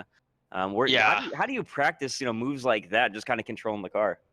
Man, there's really not a practice for that. You get lucky is all it is. I got lucky. I think after the race, he texted me. He said he got a little bit tight, and I admittedly was crowding him a little bit. I mean, it's go time there at the last stage. You got to get all you can get and take all you can get. And I was crowding him a little bit, and he got a little bit tight, and we got together. And I don't know, we both got lucky and kept it straight.